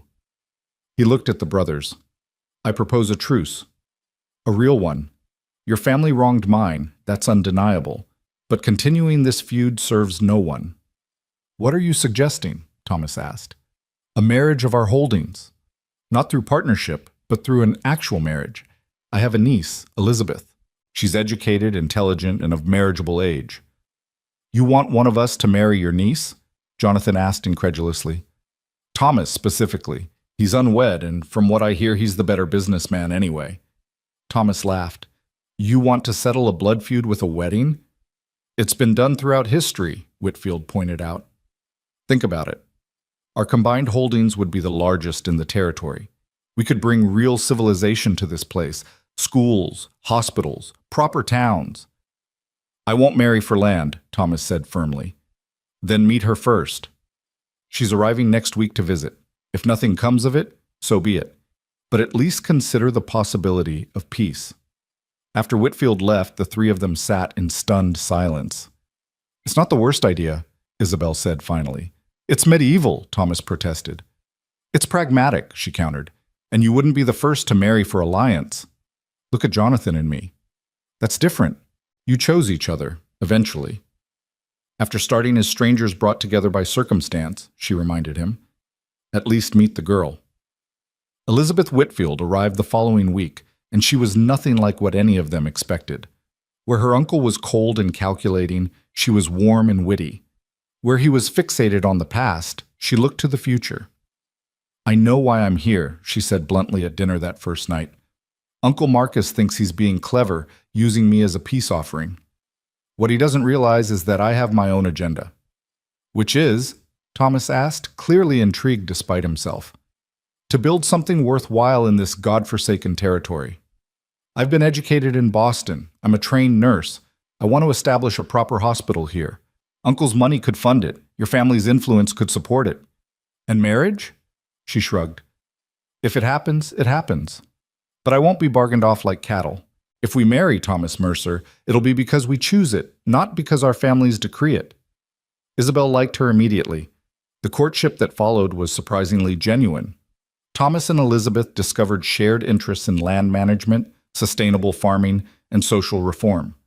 They rode together, discussing plans for the territory's future. They argued passionately about politics and philosophy. "I think I'm in trouble," Thomas confided to Isabel one evening. "Because you're falling for her?" "Because I can't tell if I'm falling for her or for the peace she represents." "Does it matter?" "Sometimes love and pragmatism align. Look at Jonathan and me. You really love him now?" "I do," Isabel said, surprising herself with the certainty of it. "Not the man I met at the train station, but the man he's become. The man he's still becoming." The autumn of that year brought changes that would reshape the territory forever. Thomas and Elizabeth's courtship had progressed to the point where even Marcus Whitfield seemed pleased. Though Isabel suspected the old man's satisfaction had more to do with potential land consolidation than his niece's happiness. Still, watching Thomas and Elizabeth together in the ranch's parlor one evening, their heads bent over architectural plans for the proposed hospital, Isabel couldn't deny the genuine affection between them. "The foundation needs to be deeper," Elizabeth was saying, her finger tracing lines on the blueprint. "Montana winters will crack anything less than 4 feet." "That'll double the cost," Thomas pointed out, though his tone held admiration rather than criticism. Better to spend twice now than rebuild in 5 years, Elizabeth countered. Isn't that what you always say about the cattle shelters? Jonathan caught Isabel's eye from across the room, a small smile playing at his lips. They'd had similar arguments in the early days of rebuilding the ranch, before learning that compromise and mutual respect led to better solutions than either could achieve alone. A sharp knock at the door interrupted the domestic scene. Alice entered, her face pale with worry. Mr. Mercer, there's a rider here. Says it's urgent. The rider was one of Dalton's men, dust-covered and exhausted. Fire, he gasped, accepting a glass of water from Alice. The northern pastures. It's spreading fast. Everyone jumped to action. Within minutes, every able-bodied person on the ranch was mobilized. Isabel found herself organizing supplies while the men rode out to fight the blaze. Elizabeth, without being asked, began preparing medical supplies. There'll be injuries, she said matter-of-factly. Burns, smoke inhalation. We need to be ready. The two women worked through the night, transforming the main house into a makeshift hospital. By dawn, the first casualties began arriving. Ranch hands with singed clothes and burned hands, their faces blackened with soot. Elizabeth moved among them with professional efficiency, treating wounds while Isabel provided water and comfort. Jonathan returned mid-morning, his face grim. We've contained it, but we lost 200 acres of grazing land. Anyone killed? Isabel asked. No, thank God. But he hesitated. It wasn't natural. Someone said it. Who would do such a thing? Elizabeth demanded. Thomas, who'd just entered, answered grimly. Someone who wants us fighting each other instead of working together. He looked meaningfully at Elizabeth. Your uncle has enemies too. This partnership makes us all targets. Marcus Whitfield arrived within the hour, his usual cold demeanor replaced by hot fury. This is intolerable, he declared. I've received word that my eastern holdings were hit too. Coordinated attacks. Any idea who? Jonathan asked. Whitfield's jaw clenched. Randall Covington. He's been buying up land around us for months, trying to corner the market before the railroad comes through. Isabel knew the name. Covington was a new player in the territory, a wealthy industrialist from Chicago who treated Montana like his personal monopoly board. He'd already driven out several smaller ranchers through aggressive tactics, though nothing as blatant as arson. We can't prove it was him, Thomas pointed out. We don't need to prove it in court, Whitfield said darkly. There are other forms of justice. No, Isabel said sharply, and everyone turned to look at her. That's Catherine's way. That's how this ranch got cursed in the first place. We're not returning to violence. Then what do you suggest, Mrs. Mercer? Whitfield's tone held a challenge. We use the law. We document everything. We build a case. She looked at Elizabeth. Your hospital project, expand it. Make it a symbol of civilization coming to this territory. Make Covington look like the barbarian he is. Elizabeth's eyes lit up. A public campaign. Articles in the Eastern newspapers about our progressive approach to territorial development. While privately investigating every land deal Covington's made, Thomas added, catching on. If he's been this aggressive with us, he's likely cut corners elsewhere. Whitfield studied them all with something like surprise. You're proposing to fight a range war with paperwork and public opinion? It worked against Catherine, Jonathan reminded him. The truth, properly presented, is more powerful than any gun. The old man was quiet for a long moment, then laughed. A rusty sound, as if he hadn't used it in years. Perhaps you youngsters aren't as foolish as I thought. The campaign against Covington became a joint effort that, ironically, cemented the alliance between the former enemies. Isabel found herself working closely with Marcus Whitfield, discovering that beneath his cold exterior lay a sharp legal mind and a surprising sense of justice. I was wrong about your husband's family, he admitted one afternoon as they reviewed land records in the study. Oh, his father was still a bastard who killed my brother, but you've all chosen a different path. It wasn't easy, Isabel said. There were times when violence seemed like the simpler solution. But not the right one. No, not the right one. Right one. Their investigation uncovered a pattern of fraud in Covington's land acquisitions. He'd been filing false homestead claims using fake names, then consolidating the holdings under his company. It was illegal, but proving it required matching handwriting samples and tracking down witnesses who were often too frightened to testify. The breakthrough came from an unexpected source. One evening, a woman appeared at the ranch's gate, asking for Isabel specifically. She was young, perhaps 20, with the hardened look of someone who'd seen too much too soon. "My name is Clara," she said, clutching a carpetbag. I worked for Mr. Covington, in his house." Isabel brought her inside, sensing there was more to the story. Over tea, with Elizabeth and Mrs. Holloway present, Clara's tale emerged. "He brought me out from Chicago, promised me work as a governess. But there were no children. He had other uses for young women." Elizabeth's face darkened. "He hurt you?" "Me and others, but that's not why I'm here." Clara opened her bag, pulling out a ledger. "I took this when I left. It has everything, all his illegal dealings, the bribes, the false claims. Even," she paused, "even records of the fires he's ordered set." Isabel carefully examined the ledger. It was damning, detailed evidence of systematic criminality. "Why bring this to us?" "Because I heard what you did to Catherine Mercer. How you stood up to her, exposed her crimes. I hoped you might do the same to him." "This is dangerous," Elizabeth warned. "If Covington knows you have this..." "He already knows I left. His men are looking for me." Clara's voice trembled. "I didn't know where else to go." "You'll stay here," Isabel said firmly. "We'll protect you." Jonathan, when informed of the situation, agreed immediately. "We'll post guards. No one gets near her without our permission." But Covington was more resourceful than they anticipated. 3 nights later, Isabel woke to the sound of breaking glass. She shook Jonathan awake as shouts erupted outside. "They're here," he said, grabbing his rifle. The attack was coordinated and professional. Covington's hired men had surrounded the house, cutting off escape routes. But they'd underestimated the ranch's defenses. Thomas had learned from Catherine's paranoia, maintaining a well-trained security force. The gunfight was brief, but intense. Isabel found herself crouched behind an overturned table, Clara beside her, as bullets shattered windows above their heads. Elizabeth, remarkably calm, loaded rifles and passed them to the defenders. "Where did you learn to do that?" Isabel asked. "Uncle Marcus insisted I know how to defend myself," Elizabeth replied, checking the ammunition, "though I never thought I'd need it." The tide turned when Ezra Dalton arrived with his men, having seen the flames from the warning fires Thomas had lit. Caught between two forces, Covington's mercenaries retreated. In the morning light, they assessed the damage. Several wounded, but no deaths on their side.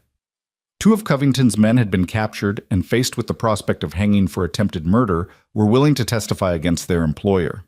"We have him," Whitfield said with satisfaction. "Between the ledger, Clara's testimony, and these men, Covington is finished." The trial that followed rivaled Catherine's for sensation. Randall Covington, the wealthy Chicago industrialist, faced charges of fraud, arson, attempted murder, and what the prosecutor delicately termed crimes against feminine virtue. Clara testified with remarkable courage, her voice steady as she described not just her own ordeal, but the systematic abuse of multiple young women Covington had lured west with false promises. The ledger provided documentary evidence of his financial crimes. The captured mercenaries confirmed he'd ordered both the fires and the attack on the ranch. Covington's defense tried to paint him as a legitimate businessman persecuted by established ranching families protecting their monopoly. But the evidence was overwhelming. When Margaret Foster, fully recovered now, arrived to testify about patterns of corruption in the territory, comparing Covington's methods to those of the elder Mercer, it sealed his fate. "Evil doesn't change," Margaret said from the witness stand, her eyes finding Isabel in the gallery. "Only the faces wearing it. But neither does courage. There will always be those willing to stand against the darkness." Covington was convicted on all counts, sentenced to 25 years in prison.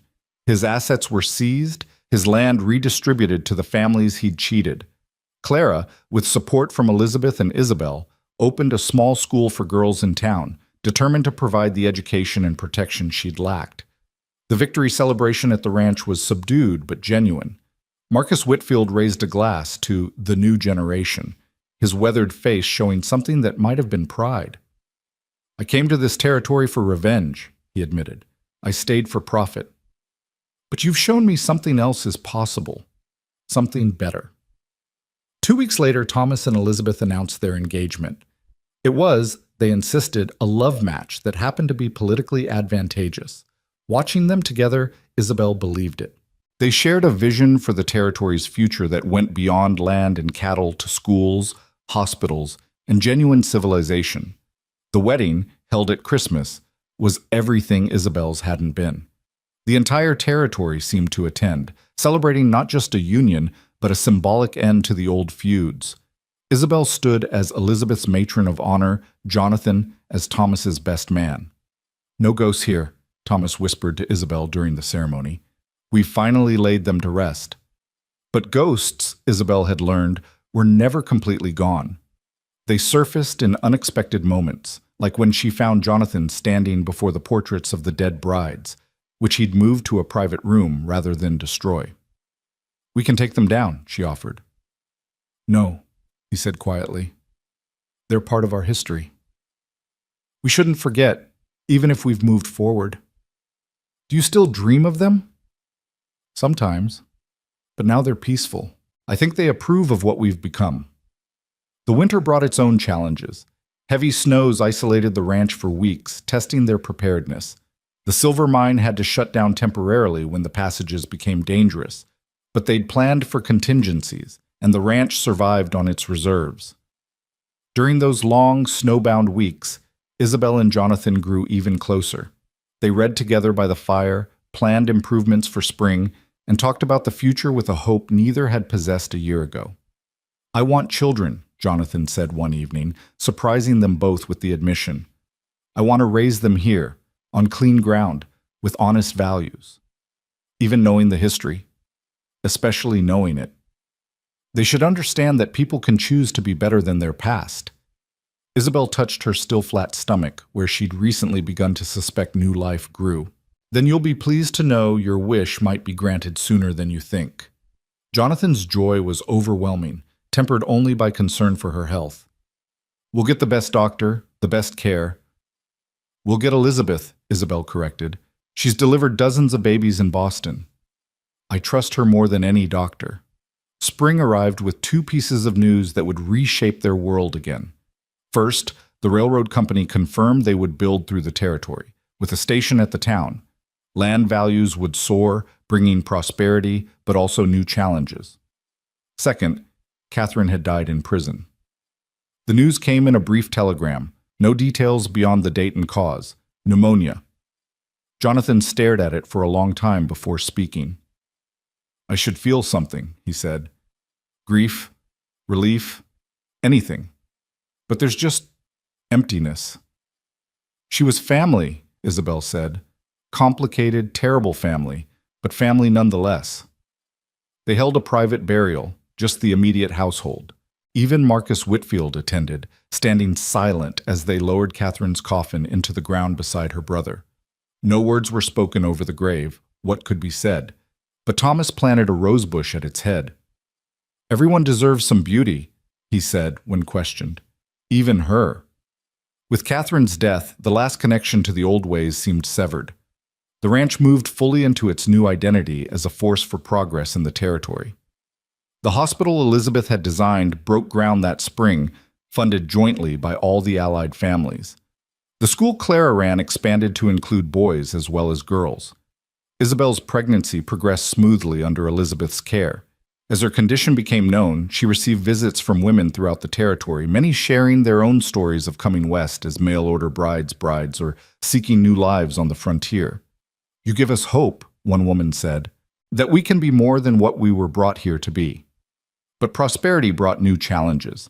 The railroad's approach attracted speculators and opportunists. The town swelled with newcomers who didn't understand or respect the hard-won peace. Saloons multiplied, bringing violence and disorder. One evening, Ezra Dalton arrived at the ranch with troubling news. "There's talk in town of organizing against the established families. Some of the newcomers think we have too much power." "Don't we?" Isabel asked pointedly. "Perhaps. But we've earned it honestly, at least recently. These agitators want to take by force what we've built through work. What do you suggest? Jonathan asked. Town council, Thomas said before Dalton could answer. Proper governance, elected positions. Give people a voice so they don't feel the need to take one. You'd risk losing control? Whitfield asked, though his tone suggested respect rather than mockery. Shared power is more stable than hoarded power, Elizabeth said. We've seen what happens when families try to rule like feudal lords.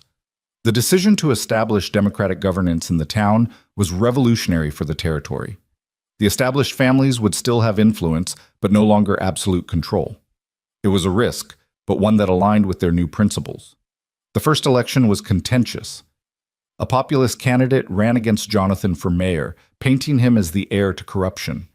The campaign forced Jonathan to publicly address his father's crimes and his own complicity through ignorance. I won't deny our family's past, he said at a town meeting. My father built his empire on blood and theft. My aunt continued that legacy through murder. I benefited from their crimes even when I didn't know about them. But I ask you to judge me not on what was, but on what we've done since the truth came out. Every stolen acre returned or compensated. Every crime exposed and punished. Every effort made to build something honest and lasting. He won, narrowly, with support from both old-timers who respected the changes and newcomers who saw opportunity in cooperation rather than conflict. Isabel gave birth on a hot July night, with Elizabeth attending and Jonathan pacing outside like every expectant father since time began. The labor was long but uncomplicated, and their son's first cry was strong and clear. What will you name him? Elizabeth asked, placing the baby in Isabel's arms. Isabel looked at Jonathan, and they spoke together. Samuel Thomas Mercer. After no one, Jonathan added firmly. He starts fresh, with no ghost to honor or shame to inherit. As she held her son, Isabel thought about the journey that had brought her here. A desperate woman fleeing poverty, arriving at a house of secrets and death, choosing to stay and fight rather than run. She'd helped expose murder, survived assassination attempts, negotiated peace between blood enemies, and helped build something new on poisoned ground. You're thinking deep thoughts, Jonathan observed, sitting beside her on the bed. I'm thinking about the woman who got off that train 2 years ago. She could never have imagined this. Are you happy? Isabel considered the question. Happiness seemed too simple a word for what she felt. She was fulfilled, certainly, proud of what they'd accomplished, hopeful for what they might yet build. But happy? She looked at her husband, transformed from the haunted liar she'd met into an honest man working to redeem his family name. She looked at their son, born free of the sins that had stained his lineage. She thought of the hospital rising in town, the school educating children who would have otherwise grown up ignorant, the peace that had replaced blood feuds. Yes, she said finally. Despite everything, or perhaps because of everything, I'm happy. A knock at the door interrupted the moment. Thomas entered with a telegram, his face serious. What is it? Jonathan asked. The governor's coming. He wants to see our experiment in person, maybe recommend it as a model for other territories. That's good news, isn't it? Thomas hesitated.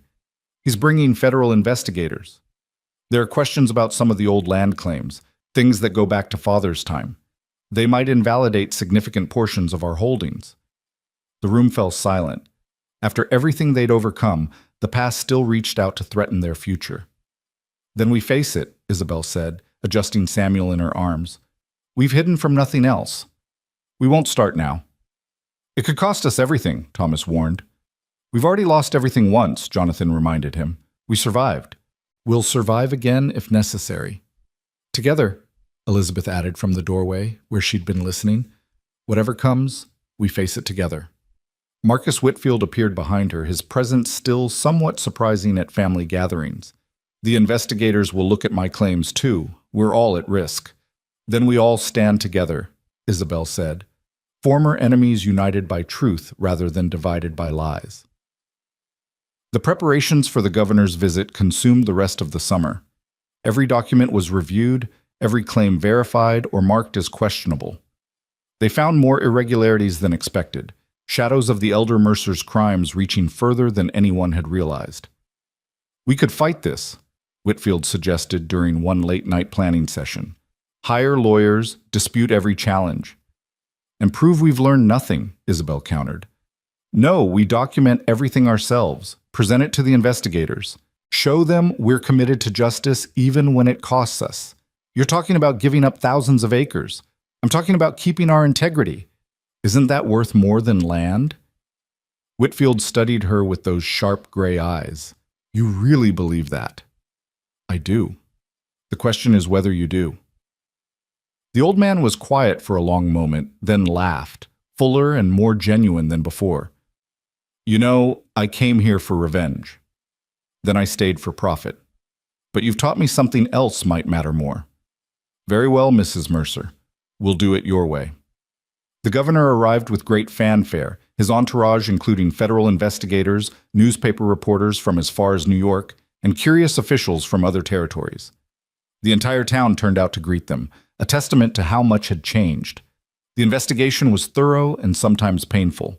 Standing in the study where Catherine had once held her at gunpoint, Isabel watched federal agents go through records that documented decades of crimes. Each revelation was another cut, but also another step toward cleansing. Jonathan testified about his father's methods, holding nothing back. Thomas provided documents he'd been collecting for years. Whitfield admitted his own family's part in the cycle of violence. Even Margaret Foster returned to provide context about the culture of corruption that had once ruled the territory. This is unprecedented, the lead investigator said after days of testimony. Usually we have to force this information out. You're volunteering it. We can't build a clean future on a dirty foundation, Isabel explained. Better to tear it down and start fresh than to wait for it to collapse on its own. The governor, a shrewd politician named Henderson, watched everything with calculating eyes. On his last evening, he asked to meet privately with Isabel. Why you? He asked without preamble. Why does a mail-order bride from Boston become the moral center of this transformation? Because I had nothing to lose, Isabel answered honestly. Everyone else had history, connections, complications. I arrived with empty hands and an outside perspective. I could see the rot clearly because I wasn't part of it. And now? You're part of it now. Now I'm part of something different, something we're building together. Henderson studied her. The investigators will recommend returning about 30% of the current holdings to federal control for redistribution. Can your alliance survive that loss? We've survived worse. Have you? This prosperity you've built depends on land and resources. Take away a third of that. Then we'll work harder with what remains. We'll innovate rather than expand. We'll build up rather than out. You really believe that's possible? Isabel thought of the woman she'd been, desperate and frightened on a train platform. She thought of the courage it had taken to stay in a house of death, to face down a killer, to choose building over destroying. Governor, I've seen impossible things happen. I've seen blood enemies become family. I've seen murderers exposed by their own conscience. I've seen a territory founded on violence choose peace. After all that, economic adaptation seems almost easy. Henderson's report, published in newspapers across the nation, held the Montana experiment as a model for territorial development. Yes, land would be redistributed. Yes, fortunes would shrink. But the cooperative approach between former enemies, the investment in infrastructure and education, the commitment to transparent governance, these were blueprints for civilizing the frontier. The land redistribution was painful, but not fatal. The alliance lost significant acreage but retained the most developed areas, including the silver mine and the prime cattle ranges. More importantly, they retained the respect of the community and the attention of investors interested in ethical development. We're going to be a state soon, Thomas predicted as they watched the railroad's first official arrival at the new station. And when we are, we'll be ready. The train brought more than goods and passengers. It brought Isabel's past in the form of Mrs. Adelaide Hartright, the factory owner's wife from Boston who'd once employed her. Isabel? Mrs. Hartright said, astonishment clear in her cultured voice. Isabel Harrington.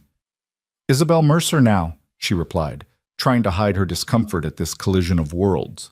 Mrs. Hartright's eyes took in Isabel's fine dress, the respect shown by those around her, the baby in her arms. My word. When you left so suddenly, we assumed, well, we assumed the worst. I found something better. Indeed you have. Mrs. Hartwright's tone held something that might have been envy. I'm here investigating investment opportunities. My husband thinks the territory might be profitable.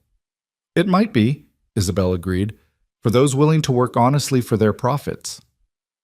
The conversation that followed was surreal. The woman who'd once paid her starvation wages now seeking her advice on territorial investments. Isabel could have been petty, could have refused or misled. Instead, she provided honest assessment and even introduction to potential partners. Why help me? Mrs. Hartwright asked. I know we didn't treat you well. Because holding on to old grievances poisons the future, Isabel replied. I've seen what happens when people can't let go of the past. I won't be that person. That evening, as the family gathered for dinner, an expanded family, now including Whitfield as a regular guest and various allies as frequent visitors, Isabel reflected on the strange turns life could take. The dining room where she'd first met Catherine's cold assessment now rang with warm laughter. The study where she'd discovered terrible secrets now held plans for schools and hospitals. The house of death had become a home of life. You're philosophical tonight, Jonathan observed, finding her on the porch after dinner, watching the sunset paint the mountains gold. I'm thinking about transformation, she said, how a place can change completely while staying the same. This is the same house where Catherine murdered 3 women, where your father planned his crimes. But it's also where our son was born, where peace treaties were negotiated, where the future is being built. Places are just places, Jonathan said, wrapping his arms around her. It's people who make them holy or horrible. And we've chosen holy? We've chosen honest. Sometimes that leads to holy, sometimes just to human. Samuel started crying inside, and they both smiled at the sound, life asserting itself in a place that had seen too much death. As she went to tend her son, Isabel passed the spot where Margaret's portrait had once hung. It was gone now, given to Margaret herself, who'd wanted to remember her strength in facing danger.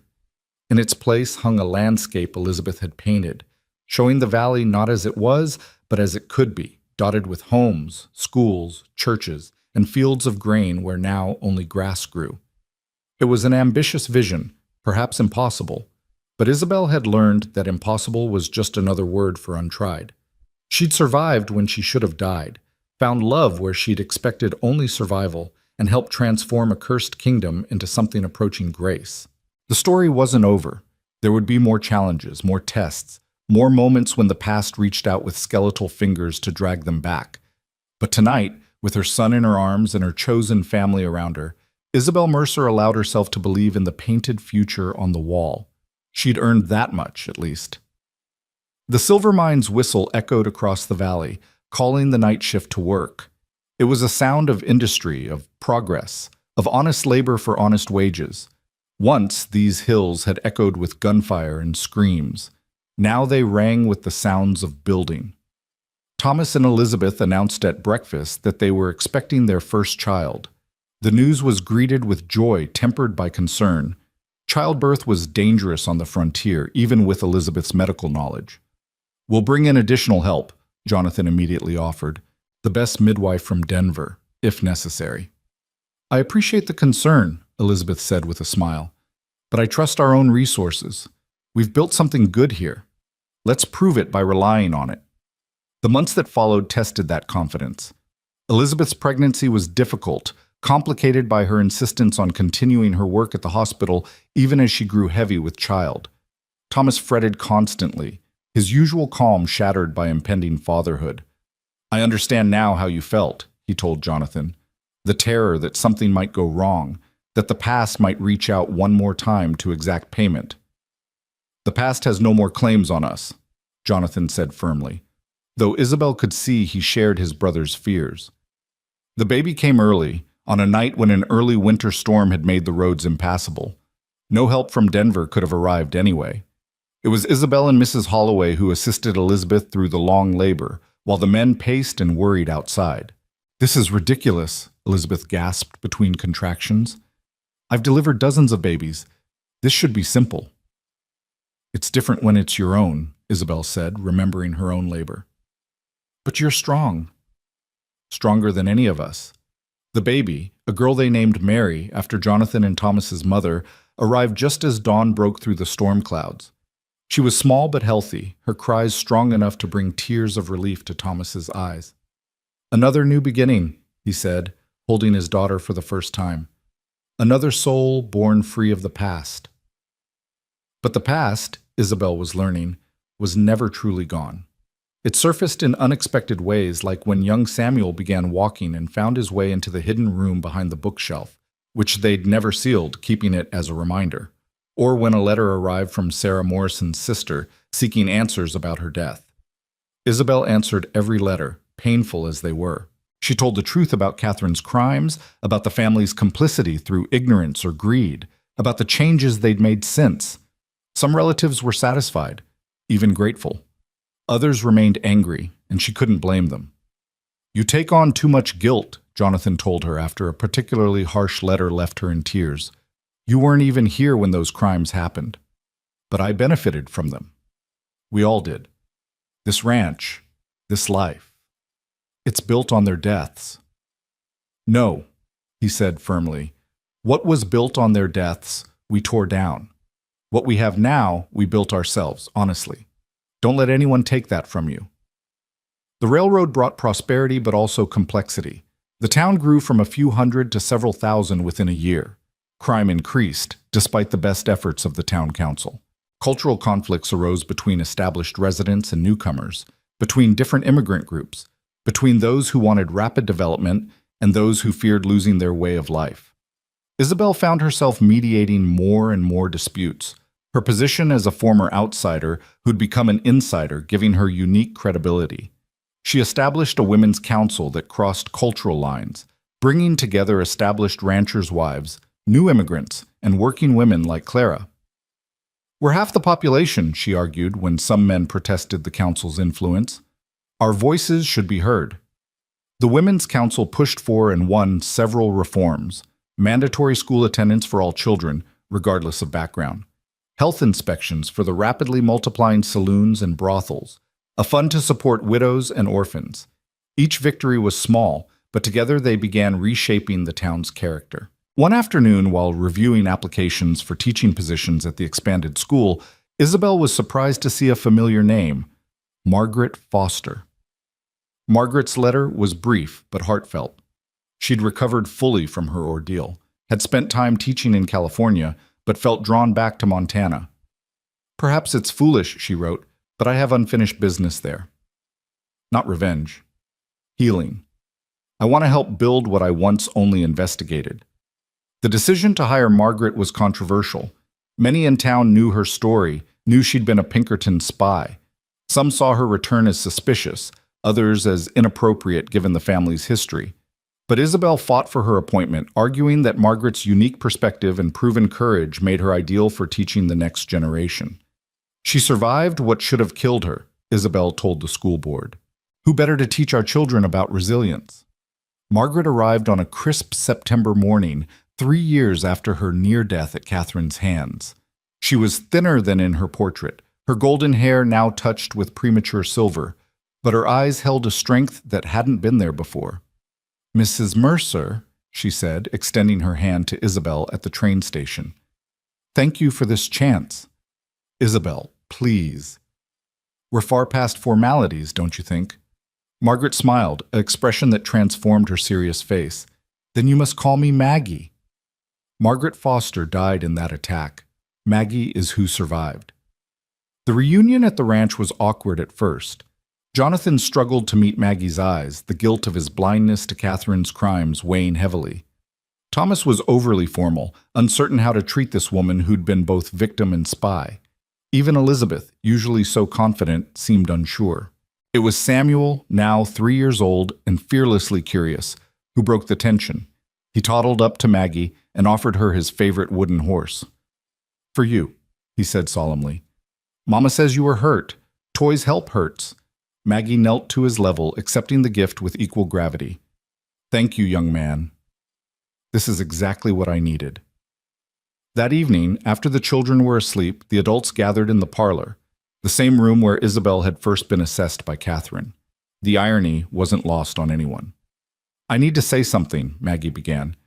I came here originally as a spy, yes, but what I found was more complex than Whitfield led me to believe. You weren't just villains to be exposed. You were people trapped by history, struggling to break free. That's why I started hiding evidence of good along with the bad. The silver mine, signs that Jonathan was different from his father. You were protecting us even then? Thomas asked. I was trying to be fair. Justice isn't just about punishment. It's about the possibility of redemption. She looked at each of them.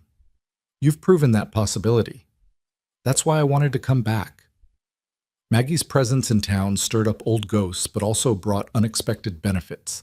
Her testimony had helped convict both Catherine and Covington, earning her respect from law-abiding citizens. Her survival story inspired women throughout the territory. And her teaching proved exceptional. She had a gift for reaching troubled children, perhaps because she understood what it meant to be lost.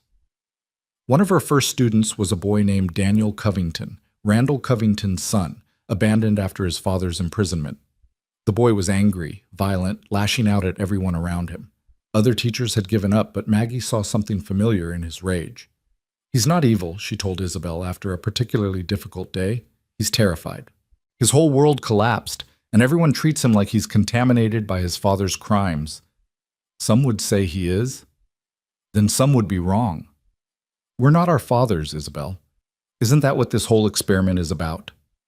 Isabel watched Maggie work with Daniel over the following weeks, patient where others would punish, firm where others would coddle. Slowly the boy began to respond. His rage dimmed to wariness, then to cautious hope. How do you do it? Isabel asked. How do you look at him and not see his father? Because I've learned to look at Jonathan and not see his, Maggie replied. Forgiveness isn't forgetting, Isabel. It's choosing to see people for who they are, not who they're related to. The lesson came at a crucial time. The territorial legislature was debating statehood, and old scandals were being dredged up by opponents who feared the power shift statehood would bring. The Mercer name was dragged through newspapers from Helena to Washington. Every crime of the elder Mercer detailed, Catherine's murder sensationalized. We should withdraw from public life, Jonathan said one evening, throwing down a particularly vicious editorial. Our presence is hurting the statehood movement. Our absence would hurt it more, Elizabeth countered. We're proof that the territory can govern itself, can address its own crimes without federal intervention. She's right, Whitfield said. He'd aged considerably, his health failing, but his mind remained sharp. Running now would confirm every accusation. Standing firm shows strength. The debate was interrupted by urgent knocking. Alice, now head housekeeper, entered with a frightened expression. There's trouble in town. A mob's gathered outside the school. They're demanding Maggie be fired and run out of town. Everyone jumped to action. By the time they reached town, the mob had grown to nearly 100 people, some carrying torches despite it being barely dusk. At their head stood a man Isabel didn't recognize, well-dressed, with the bearing of someone used to authority. Who's that? She asked Clara, who'd joined them. Mitchell Strand. Came in with the railroad money, bought up half the commercial district. He's been stirring up trouble for weeks, saying the old families have too much power. Strand was addressing the crowd as they approached. This woman was a spy. She conspired against the founding families, and now they've brought her back to teach our children? What are they teaching them? How to lie? How to deceive? How to survive? Maggie's clear voice cut through his rhetoric. She stood on the school's steps, small but unbowed. How to think for themselves. How to question authority, including mine. You have no right to be here. I have every right. I was hired by the legitimate school board, approved by the town council. If you have grievances, there are proper channels. The proper channels are controlled by the Mercers and their allies. Then run for office, Isabel stepped forward. Challenge us in the next election, but don't hide behind mob violence like a coward. Strand turned on her, his face flushing. Mrs. Mercer. The mail-order bride who somehow ended up running half the territory. How convenient that all your predecessors died or disappeared. The crowd murmured, ugly undertones building. Isabel felt Jonathan tense beside her, his hand moving toward the gun he'd started carrying again. She touched his arm, stilling him. Yes, I was a mail-order bride, she said, raising her voice to address the crowd. I came here with nothing but hope and fear. I survived an attempted murder by Catherine Mercer, helped expose her crimes, and worked to build something better on the ashes of the old corruption. If that threatens you, Mr. Strand, perhaps you should examine why. Pretty words from a pretty usurper. Ugly words from an ugly soul, Maggie interjected. I've investigated Mr. Strand's background. Would you like me to share what I found? Strand's face went white. You wouldn't dare. Try me. I faced down killers, Mr. Strand. You're just a bully with pretensions. The standoff stretched taut until Thomas stepped forward. Folks, go home. This isn't who we are anymore. We settle disputes in council chambers and courtrooms, not with torches and threats. Anyone who stays is breaking the peace and will be arrested. As sheriff, a position he'd reluctantly accepted the previous year, Thomas had the authority to back up his words. Slowly the crowd began dispersing, though Strand lingered, glaring. This isn't over, he promised. No, Isabel agreed, but your way of doing things is... That night, Maggie revealed what she'd discovered about Strand. He was a fraud, his wealth built on embezzlement from Eastern investors who were now investigating. He'd come west to escape, hoping to establish himself before his crimes caught up. He's everything he accuses us of being, Maggie said. The projection is almost poetic. What do we do? Jonathan asked. We give him rope, Whitfield suggested, his tactical mind still sharp despite his failing body. Let him overreach. Men like that always do. Whitfield was right. Within a week, Strand had made a critical error, attempting to bribe a federal investigator who was in town reviewing territorial readiness for statehood. The investigator, an incorruptible man named Harrison, immediately reported the attempt. Strand's arrest was swift and decisive. Documents found in his hotel room revealed not just his Eastern crimes, but plans to manipulate local elections, intimidate opponents, and eventually seize control of the territorial government. He was planning a coup, Harrison told them, shaking his head. Economic warfare followed by political takeover. You people stopped something that could have destroyed any chance of statehood. The incident actually strengthened their position. The federal report praised the territory's handling of the crisis, particularly the restraint shown in the face of mob violence. Maggie became something of a hero, her calm defiance in the face of threats earning widespread admiration. I've been thinking, she said one evening as they all gathered for dinner, a weekly tradition now, about patterns. Catherine killed to preserve the past. Covington burned to claim the future. Strand tried to steal the present, but we're doing something different. We're trying to heal time itself to make past, present, and future work together. That's very philosophical, Thomas said with a smile. Maybe. But I think it matters. We're not just building a state. We're building a way of being that acknowledges history without being enslaved by it. Young Daniel Covington, who'd been invited to dinner at Maggie's insistence, spoke up for the first time. My father never understood that. He thought history was something to be conquered or erased. What do you think it is? Isabel asked gently.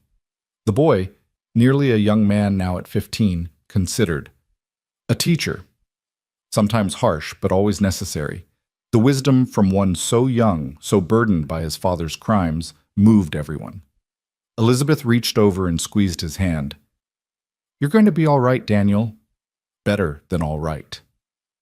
As winter approached, Whitfield's health deteriorated rapidly. The old man who'd once been their fiercest enemy was now dying in a guest room at the ranch, tended by Elizabeth and visited daily by the family he'd once sworn to destroy. I should hate this, he said one evening, his voice barely a whisper. Dying in the house of my enemy. We're not enemies anymore, Jonathan said. We haven't been for some time. No, Whitfield agreed. You became family when I wasn't looking. Clever of you.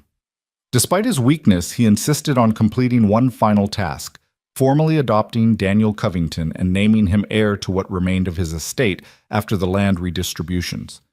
The boy needs a chance, he explained, a name that isn't poisoned. I have no sons. He has no father worth claiming. It works. Daniel, overwhelmed, could barely speak his acceptance, but the tears in his eyes said everything necessary. Whitfield died 2 days later, peacefully, with Elizabeth holding one hand and Isabel the other. His last words were, "Tell Thomas, the alliance holds. The funeral was attended by hundreds, a testament to how much had changed. Former enemies stood side by side, mourning a man who'd transformed from vengeful victim to elder statesman. Daniel, now Daniel Whitfield, gave a eulogy that moved even hardened ranchers to tears. "He gave me a future when I had none," the young man said.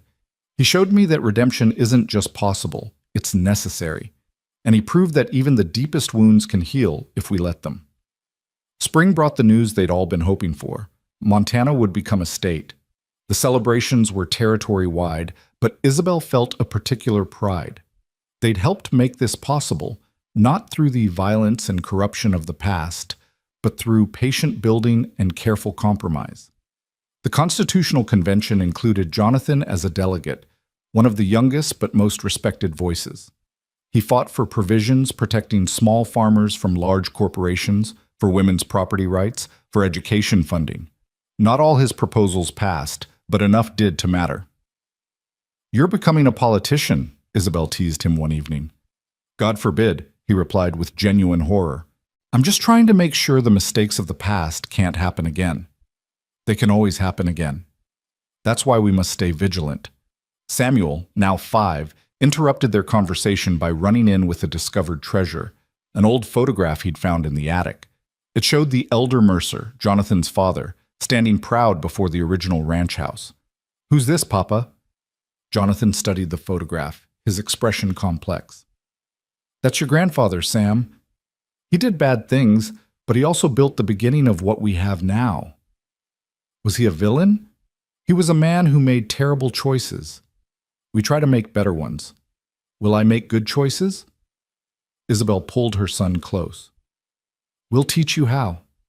That's all any parent can do. That summer brought an unexpected visitor, Clara's younger sister Helen, who tracked her down after years of searching. The reunion was emotional, 2 women who'd been separated by circumstances beyond their control. "I thought you were dead," Helen sobbed. "After you disappeared from Chicago, everyone said you'd been murdered or worse." "I nearly was," Clara admitted, "but I found strength I didn't know I had. And I found people who helped me remember my worth." Helen's arrival complicated things. She was scandalized by Clara's position, running a school for mixed classes of children. She couldn't understand the casual integration of former enemies, the respect shown to former servants, the authority given to women. "This isn't proper society," she protested at dinner one evening. "No," Isabel agreed. "It's better. It's honest society." The conversation that followed was heated but necessary. Helen represented the Eastern establishment's view of the frontier, a place to be civilized according to existing rules. The Ranch Alliance represented something different, civilization evolving from circumstances, creating new rules as needed. "You're playing with fire," Helen warned. "The established orders won't tolerate this kind of experimentation forever." "Then they'll have to adapt," Elizabeth said firmly, "because we're not going backward." Helen stayed for a month, gradually warming to their way of life. She was particularly impressed by the hospital, now serving hundreds of patients regardless of ability to pay. When she left, it was with promises to send medical supplies and books for the school. "You've converted her," Clara said with wonder. "We've shown her possibility," Isabel corrected. "People convert themselves." The first elections under statehood were contentious. Old guard conservatives ran against progressive reformers. The Ranch Alliance didn't endorse candidates as a bloc, but individually supported those aligned with their values. It was messy, democracy in its rawest form. Jonathan won a state Senate seat despite vicious attacks on his family history. Thomas was re-elected sheriff by a wide margin. Elizabeth was appointed to the State Board of Health, the first woman in such a position. Even Maggie found herself on the Education Committee, her teaching success impossible to ignore. "We're becoming the establishment," Thomas observed with irony, "the very thing we fought against." "No," Isabel disagreed. "We're becoming servants." There's a difference between holding power and stewarding it. The distinction would be tested sooner than expected. A dispute erupted between cattle ranchers and new farmers over water rights, threatening to explode into violence. Both sides appealed to the Ranch Alliance for support, knowing their backing could determine the outcome. The old way would have been to side with whoever offered the most or threatened the worst. Instead, they convened a water council, bringing together all parties to negotiate a sharing agreement. It took weeks of heated discussions, but eventually a compromise emerged. Not perfect, but workable. "You've created something new," Harrison, the federal investigator who'd become a friend, observed. "Not quite democracy, not quite oligarchy. A kind of earned authority based on moral credibility." "It's fragile," Isabel admitted. "It depends on us staying worthy of trust. All governance does. You're just more honest about it." That honesty would be tested when Samuel, now 6, came home from school crying. Some older boys had told him his family was built on murder, that his great-aunt was a killer, that he had bad blood. Isabel's first instinct was protective fury. Jonathan's was to find the boys and their parents, but it was Maggie who provided the wisest counsel. "Let me handle this," she said. "This is a teaching moment." She organized a special class on local history, requiring all students to research their family's pasts. The results were illuminating. Every family had shadows, crimes, secrets. The difference was that the Mercer secrets had been exposed and addressed. Samuel presented on Catherine's crimes, but also on the reforms that followed. Other children presented on their own family's struggles and mistakes. By the end, the class understood that everyone carried history's weight. The question was what you did with it. "You turned shame into education," Isabel told Maggie. "That's a gift. It's what someone should have done for Daniel earlier. For all of us, really." Daniel Whitfield, now 18, had grown into a remarkable young man. Under Maggie's tutelage and with his adoptive grandfather's legacy to build on, he'd become a voice for reform among the younger generation. When he announced his intention to study law in the East, with plans to return and practice in Montana, the entire alliance celebrated. "I want to make sure the law serves everyone," he explained, "not just those who can afford it." "Your father would hate that," someone said thoughtlessly. "Yes," Daniel replied calmly. "That's partly why I'm doing it." The ranch itself continued evolving. The silver mine played out but was replaced by innovative farming techniques Thomas imported from agricultural colleges. The cattle operation modernized, bringing in new breeds and methods. They were no longer the largest ranch in the territory, but they were the most successful per acre. "We're proving something important," Thomas said, reviewing the yearly accounts. "That honest prosperity is possible, that you don't need to steal or kill to succeed." "Tell that to our competitors," Jonathan said dryly. Several traditional ranchers resented their success, spreading rumors and occasionally attempting sabotage. "We don't need to tell them. We're showing them. Eventually, they'll either adapt or fail." Isabel organized a harvest festival that year, inviting the entire county. It was a risk, bringing together so many people with histories of conflict. But it was also an opportunity to showcase how far they'd come. The festival was a success beyond imagination. Families who hadn't spoken in years shared tables. Former enemies danced together. Children played without knowing or caring about old feuds. "Look at this," Elizabeth marveled, holding her daughter Mary while watching the celebration. 5 years ago, half these people would have shot each other on sight. "Some still might, given the chance," Clara said pragmatically, "but they're not taking it." That's progress. As the evening wound down, Isabel found herself standing where she'd stood that first night, looking out at the Montana landscape. But now, instead of feeling trapped, she felt rooted. Instead of fearing the darkness, she saw the lights of homes built on hope rather than fear.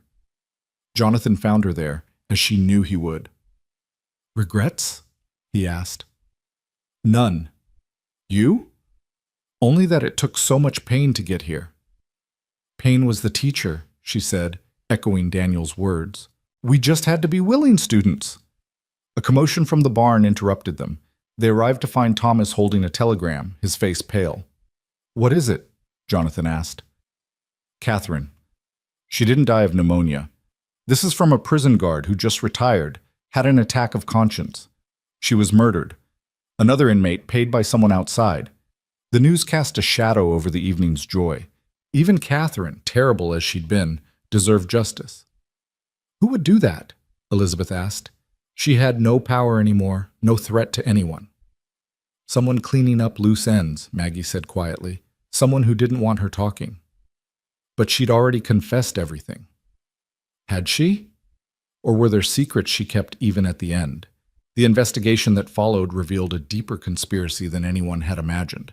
Catherine had been killed by an agent of a syndicate trying to monopolize Western lands, the same syndicate Covington had worked for, though he hadn't known the full scope. They're playing a longer game, Harrison explained when he arrived to investigate. Statehood means federal oversight, but it also means opportunities for those positioned right. They're eliminating anyone who might expose their networks. Are we in danger? Isabel asked. Possibly. You've disrupted their plans repeatedly. The question is whether they see you as obstacles or potential assets. The answer came in the form of an offer.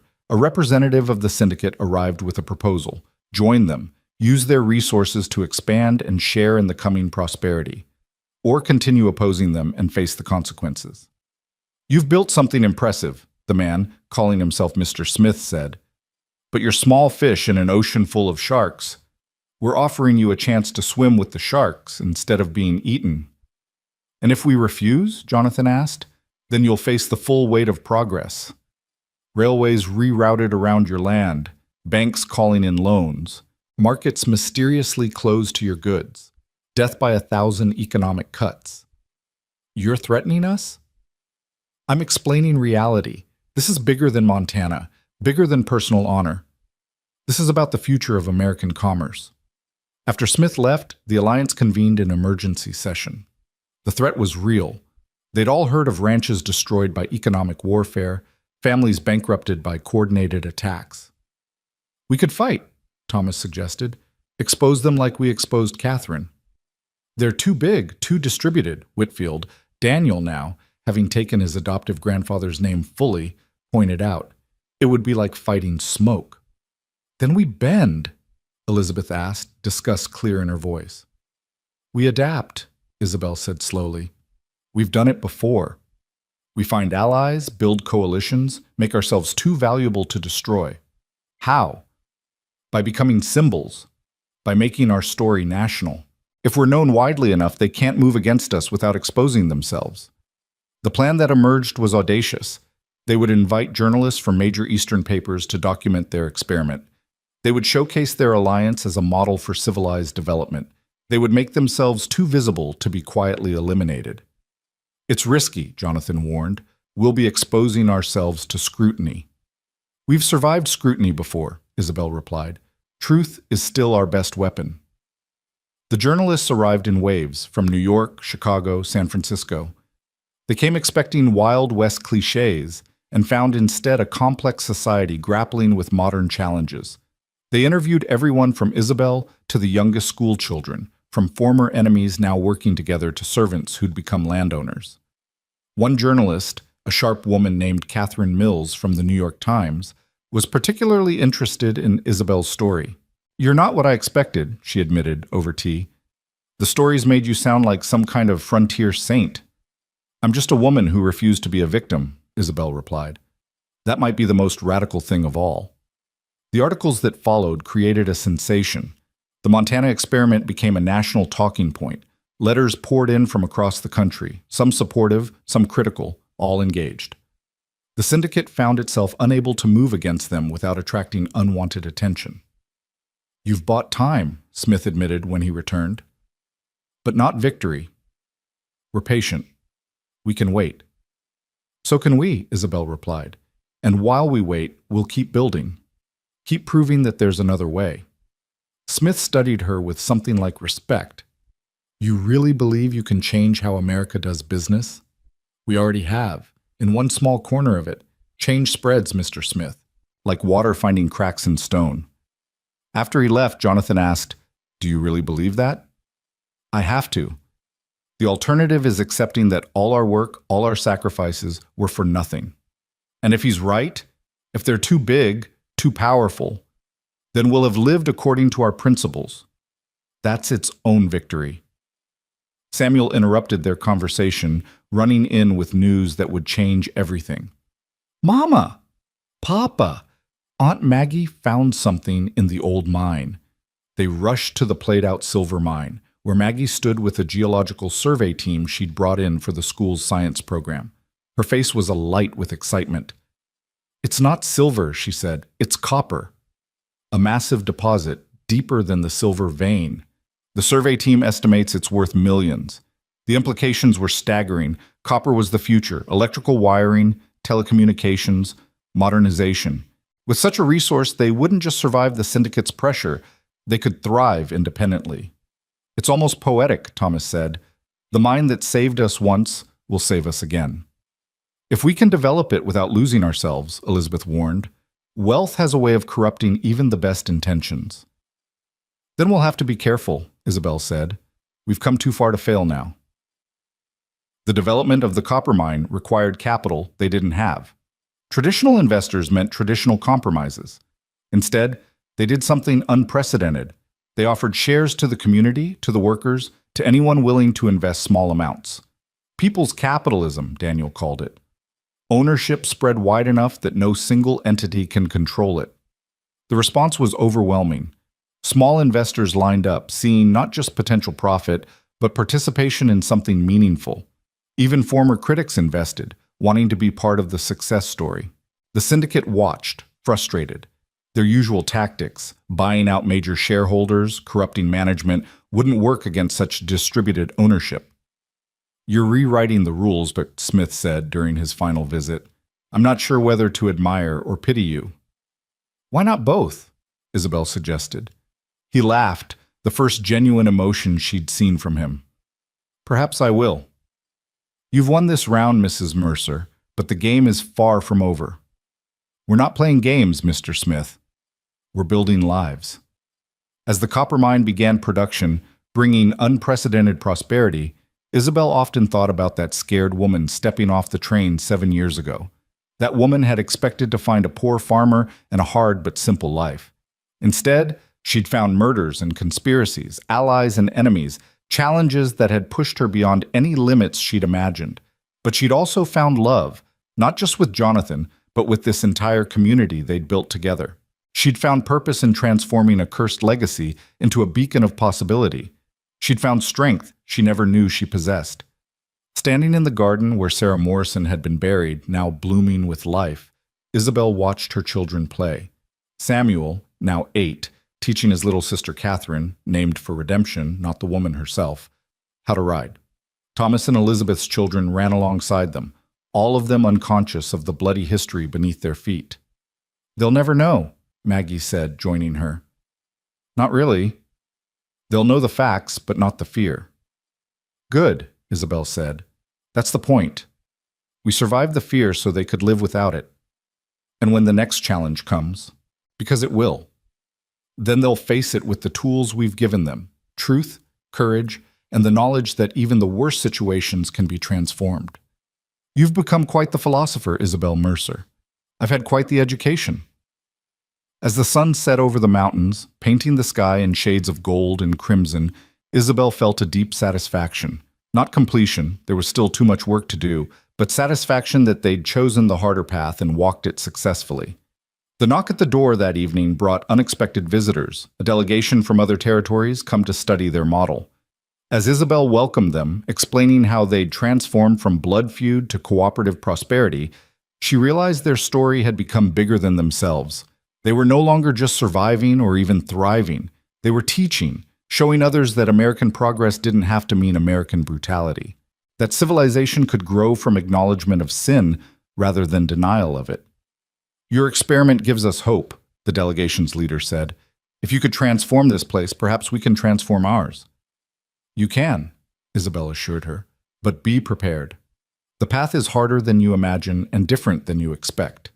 You'll face opposition from those who profit from the old ways, and skepticism from those who can't imagine new ones. But if you persist, if you're willing to sacrifice and compromise and occasionally fight, you can build something worth leaving to your children. That night, as the household settled into sleep, Isabel walked through the rooms where so much had happened. The study where Catherine had held her at gunpoint, the parlor where she'd first met Jonathan's lies, the hidden room where she'd discovered the truth. Each space held memories of terror and triumph. But now they also held the laughter of children, the discussions of progress, the plans for the future. The house that had been a memorial to greed and murder had become a home celebrating life and possibility. Jonathan found her in the study, looking at the space where the portraits of the dead brides once hung. Now it displayed a map of the county marked with schools, hospitals, churches, and businesses, all the infrastructure of civilization they'd helped build. "Do you think they'd approve?" he asked. "Sarah, Emma, Margaret, if she'd died?" "I think they'd be amazed that something so good came from something so terrible," Isabel replied. "And I think they'd want us to keep going, keep building, keep proving that their deaths weren't meaningless." Even Catherine. Would she approve? Isabel considered the question. Catherine had been a monster, but a monster created by monstrous circumstances. In her twisted way, she'd loved this place, had wanted it to survive and thrive. "I think," Isabel said carefully, "she'd hate what we've become, but respect that we survived to become it. She understood survival, even if she never understood grace." A sound from upstairs, Catherine crying, interrupted their reflection. As Isabel went to tend her daughter, she passed the silver mine photograph Maggie had given them, showing the copper vein that would secure their future. But it wasn't the wealth that mattered most. What mattered most was the crying child who needed comfort, the husband who'd learned to tell the truth, the community that had chosen cooperation over conflict, and the future they were all building together, one choice, one day, one act of courage at a time. Little Catherine's cries grew more insistent, and Isabel hurried up the stairs, her footsteps echoing through the hallway that had once witnessed so much darkness. As she lifted her daughter, soothing her with gentle words, she heard horses approaching fast, too fast for a social call at this hour. Jonathan was already at the window when she returned downstairs with Catherine in her arms. "It's Thomas," he said, tension in his voice. "Something's wrong." Thomas burst through the door, his face grim and dust-covered from hard riding. "We have a problem. The copper mine. There's been a collapse. 3 men trapped." The household erupted into action. Elizabeth grabbed her medical bag while Jonathan organized a rescue party. Isabel handed Catherine to Mrs. Holloway and prepared to join them, but Thomas stopped her. "There's more," he said quietly. "The collapse wasn't natural. Someone sabotaged the support beams. The syndicate? Or someone wanting us to think it was them? Either way, this is a declaration of war. At the mine, chaos reigned, but organized chaos. The community ownership meant everyone had a stake, and everyone had come to help. Miners, farmers, townspeople, all working together to clear debris and reach the trapped men. Daniel Whitfield had already set up a legal command post, documenting everything for potential prosecution. "If we can prove sabotage, we can bring federal investigators," he said. "This crosses state lines. The syndicate operates nationally." Maggie arrived with her students, the older ones helping with lighter work while she supervised. Young Samuel wanted to help too, but Isabel kept him back, though she let him carry water to the workers. "Why would someone do this, Mama?" he asked, his young face troubled. "Because they're afraid of what we're building," she answered honestly. "When people can't compete fairly, they sometimes turn to violence. Like Great-Aunt Catherine did?" The question stopped her cold. Even the children knew the family history now. It was impossible to hide in a community that had made truth its foundation. "Yes," she said finally, "like she did. But we're choosing differently, aren't we?" "We're choosing to help," Samuel said firmly, and ran off with his water bucket. The rescue took 12 hours. When they finally broke through, 2 of the men were injured but alive. The third, a young father named Patrick O'Brien, hadn't survived the initial collapse. Elizabeth worked on the injured while Isabel comforted Patrick's widow, Mary O'Brien. A mail-order bride herself, arrived from Ireland just 2 years ago. The woman's keening grief echoed across the valley, a sound that brought back too many memories of other women's losses. "They said it would be safe here," Mary sobbed. "They said the bad times were over." "We'll find who did this," Isabel promised, "and we'll take care of you and the children. You're not alone." The funeral drew the entire county. Patrick O'Brien had been popular, a hard worker who'd invested his small savings in the mine and spoke proudly of being a part owner. His death wasn't just a tragedy, it was an attack on everything they'd built. Jonathan gave the eulogy, his voice carrying across the crowd. Patrick died because someone feared what he represented, ordinary people claiming their share of prosperity. They wanted to frighten us back into the old ways, where only the powerful prospered. But Patrick's death will not be in vain. We'll make sure of that. After the service, an unexpected ally appeared, Mr. Smith from the syndicate. He approached Isabel privately, his usual cold demeanor replaced by something like concern. "This wasn't us," he said without preamble. "We're businessmen, not murderers. Bad publicity hurts profits." "Then who?" "Someone trying to start a war between us. Someone who benefits from chaos." He handed her a card. "If you find them, call this number. We have a mutual interest in stability, Mrs. Mercer, even if we disagree on methods." The investigation that followed revealed a twisted plot. The saboteur was none other than Mitchell Strand's son, Robert, released from prison after his father's downfall and burning for revenge. He'd hoped to frame the syndicate, turning the community against outside investors while he positioned himself to buy up the panic-sold shares. He learned the wrong lessons from his father, Daniel observed sadly as they reviewed the evidence. Instead of seeing corruption's consequences, he saw only its techniques. Robert Strand's arrest should have ended the crisis, but it revealed a deeper problem. There were others like him, children and relatives of those who'd been exposed or imprisoned during the cleanup years, all nursing grievances and planning revenge. "We've created a generation of enemies," Thomas said during an emergency alliance meeting. "Every criminal we exposed, every corrupt official we brought down, they left behind people who blame us." "So what do we do?" Elizabeth asked. "We can't undo the past." "No, but we can address the future," Maggie suggested. "These people need purpose, need a way forward that doesn't require revenge." The solution came from an unexpected source, Mary O'Brien. Despite her grief, or perhaps because of it, she proposed something revolutionary. "Patrick always said the mind brought people together," she said at a community meeting. "Made them partners instead of rivals. What if we did that with our pain too?" Her idea was radical, a reconciliation commission, bringing together victims' and perpetrators' families, not for punishment, but for understanding and restoration. It was based on something she'd heard about from South Africa, traditional justice that healed communities rather than dividing them. "It's too soon," some argued. "The wounds are too fresh."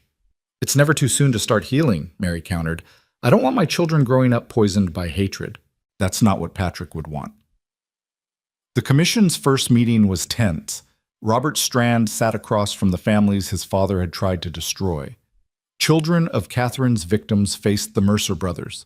Daniel Whitfield met with relatives of those his biological father had swindled. Isabel facilitated, her unique position as both outsider and insider giving her credibility with all sides.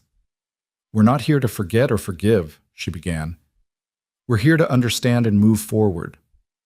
The past happened. The question is, what future do we choose?" Robert Strand spoke first, his arrogance stripped away by imprisonment and failure. "I was raised on hatred," he admitted.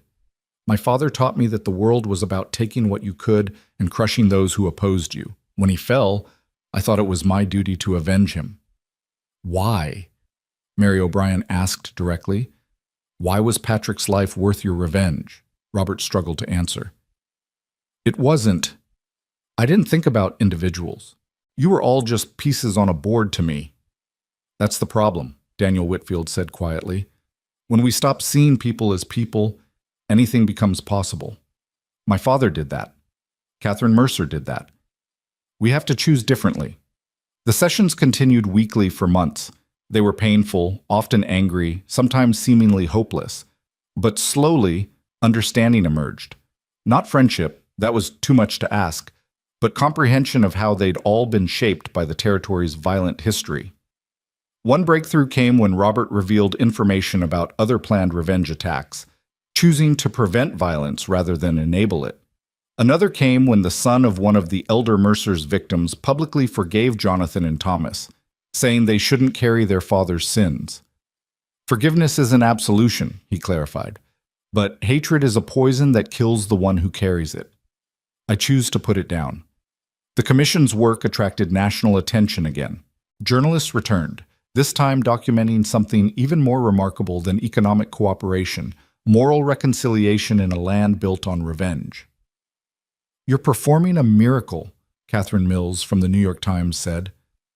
"We're performing surgery," Isabel corrected, "cutting out infection so the body can heal." It's painful and necessary, not miraculous.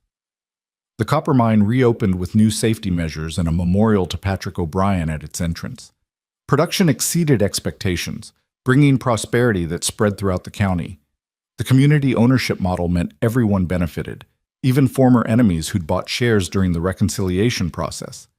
But success brought new challenges. The town's population doubled within a year. Housing shortages, cultural conflicts, and infrastructure strain threatened to overwhelm their carefully built systems.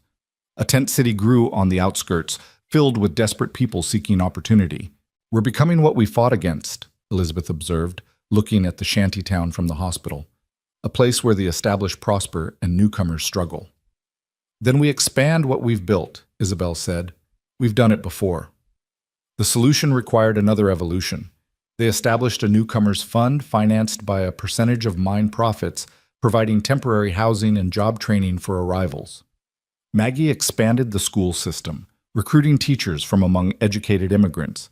Thomas organized the new arrivals into work crews, building the infrastructure the growing town needed. One of the new arrivals brought unexpected connections to Isabel's past. She was supervising construction of a new dormitory when she heard a familiar voice. "Isabel. Isabel Harrington?" She turned to find Martha Henley, a woman she'd worked beside in the Boston textile factory. Martha looked older, worn by continued hardship, but her eyes widened with recognition. "It is you. When I heard about a former factory girl becoming a power in Montana, I couldn't believe it. But here you are, giving orders like you were born to it." "Martha," Isabel embraced her old friend, "what brings you west?" "The same thing that brought you, hope for something better, though it seems you found more than you hoped for." Isabel brought Martha home, giving her work helping Mrs. Holloway manage the expanded household. Over tea, Martha filled her in on the fate of other factory girls, some dead from consumption, others still trapped in poverty, a few who'd found escapes through marriage or migration. "You give them hope, you know," Martha said. "Your story spread through the tenements. If Isabel Harrington could become a territorial leader, maybe any of us could rise." "It wasn't easy," Isabel said, thinking of the gun in Catherine's hand, the attempts on her life, the constant battle against the past. "Nothing worthwhile is. But you proved it's possible."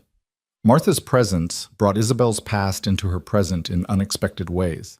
The woman's stories of continuing exploitation in Eastern factories sparked Isabel's interest in labor reform.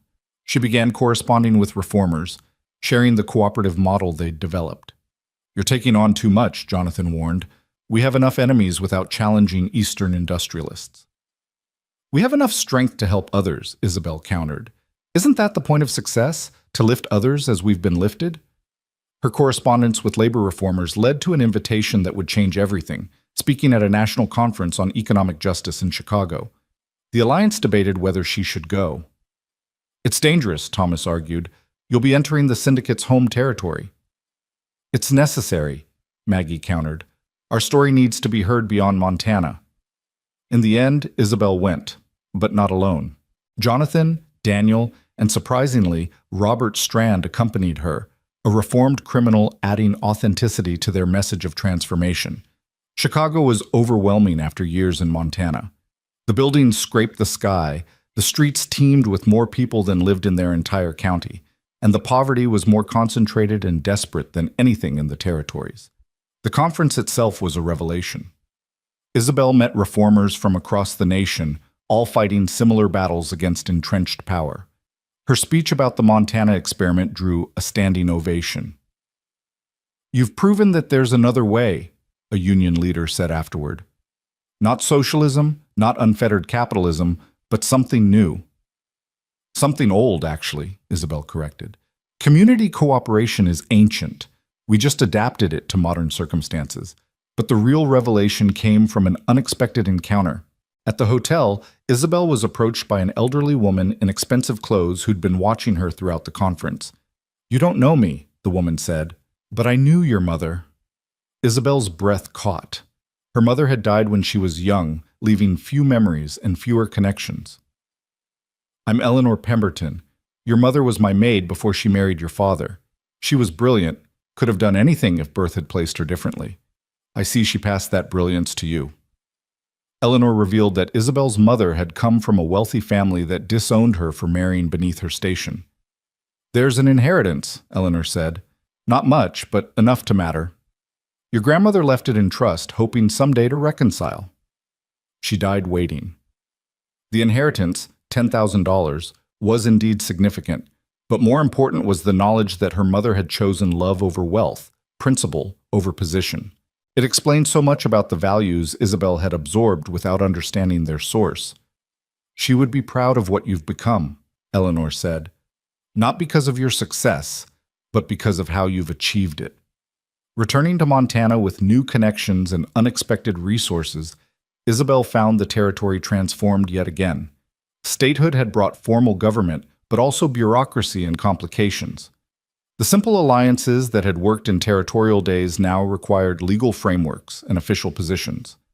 An urgent message from Elizabeth awaited them. There'd been an outbreak of typhoid in the tent city. The hospital was overwhelmed, and fear was spreading faster than disease. The crisis required all their resources and connections. Isabel coordinated supplies, Jonathan organized quarantine zones, Thomas maintained order, and Elizabeth worked 18-hour days treating the sick. Even former enemies pitched in. Robert Strand proved surprisingly effective at managing logistics, his criminal past having taught him efficient organization. "Why are you helping?" Isabel asked him during a brief rest. "Because I finally understand what you've been building," he replied. "Not just prosperity, but purpose. My father never understood that wealth without meaning is poverty of the soul." The outbreak was contained, but at a cost. 37 dead, including 2 of Maggie's students. The memorial service became a testament to how far they'd come. Protestant and Catholic, native-born and immigrant, former enemies and allies, all stood together in grief and determination. "This is what community means," Mary O'Brien said at the service. "Not that bad things don't happen, but that we face them together." Her words proved prophetic when winter brought the worst blizzard in memory. The entire county was cut off for 3 weeks.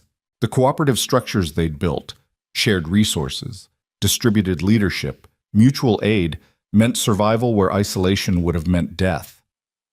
During those snowbound weeks, Isabel worked on something new, a book documenting their experiment.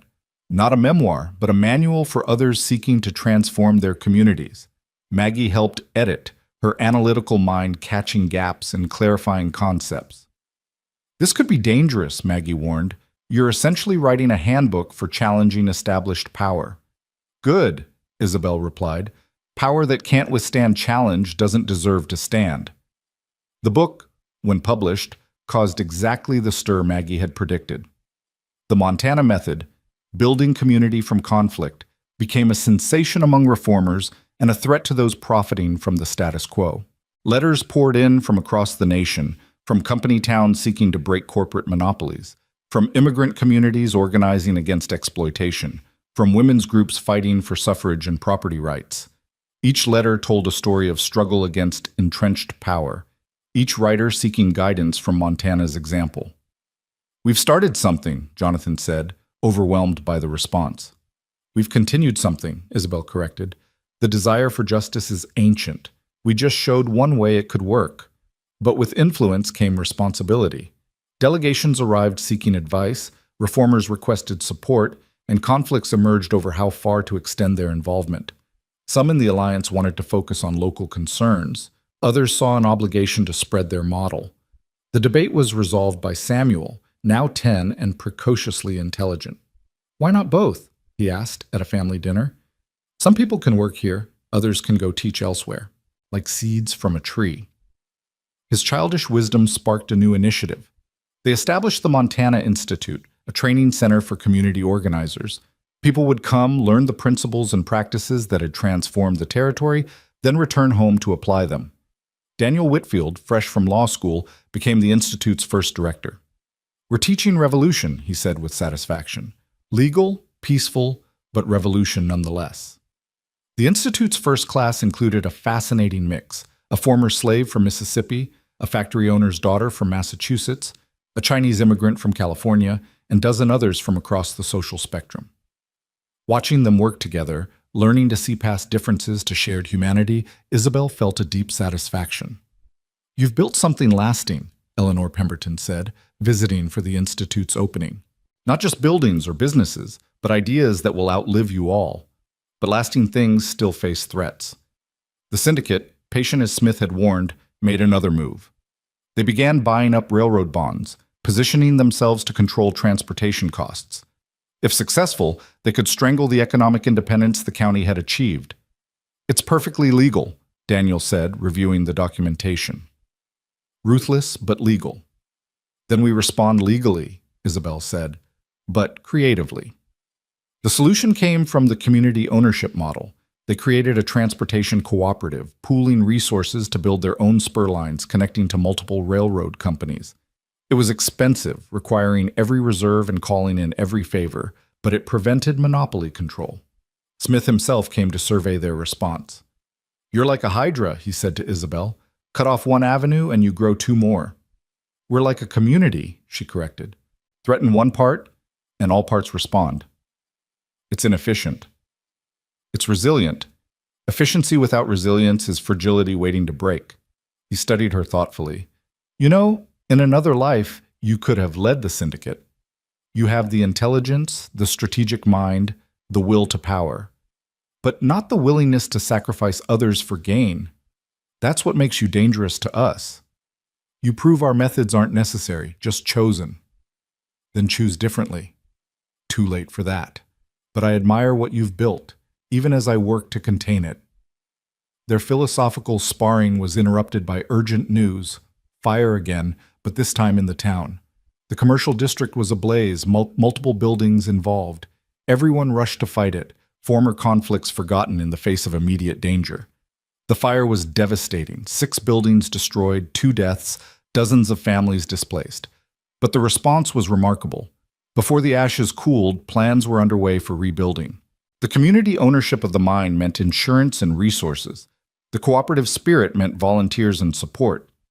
"We'll build better," Elizabeth said, sketching plans for fire-resistant construction. "Wider streets, better water systems, safer buildings." "Like a phoenix," Mary O'Brien added. She'd become a community leader herself. Her grief transformed into determination to prevent others' suffering. The rebuilding attracted attention from an unexpected source. President Theodore Roosevelt himself, touring Western states. He insisted on visiting the county, having heard of their experiment from various sources. "Show me this miracle," he said, his characteristic energy evident as he toured the mine, the schools, the hospital, the institute. "It's not a miracle, Mr. President," Isabel said, guiding him through the reconstructed commercial district. "It's work. Hard, constant, sometimes heartbreaking work. The best kind of miracle, then. One built by human hands." He stopped at Patrick O'Brien's memorial. "Tell me about this man." Mary O'Brien herself answered, speaking of her husband's hope, his pride in ownership, his death defending what they'd built. Roosevelt listened intently, his expression thoughtful. "This is what America should be," he said finally. "Not corporate monopolies or inherited aristocracies, but citizens building together." He turned to Isabel. "Would you consider serving on a national commission for economic reform?" The offer was stunning, a former factory girl advising the president. But Isabel demurred. "My work is here, Mr. President, but perhaps some of our institute graduates could serve." Roosevelt laughed, his famous grin appearing, modest and strategic. "You'd have done well in politics, Mrs. Mercer." "I'm in politics, sir, just not electoral politics." After Roosevelt's departure, his endorsement of the Montana method brought new attention and resources. But it also brought new enemies, those who saw community cooperation as a threat to American individualism. "You're promoting socialism," one newspaper editorial declared. "We're promoting community," Isabel responded in her own editorial. "Individual success within collective support." Isn't that what families are? We've just expanded the definition of family. The philosophical battle played out in practical terms when a new corporation tried to establish a factory in the county, offering jobs but demanding exemptions from local regulations and ownership requirements. The debate was fierce. Jobs were needed, especially for new arrivals.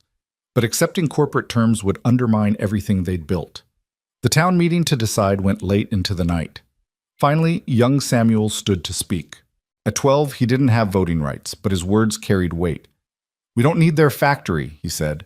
We can build our own.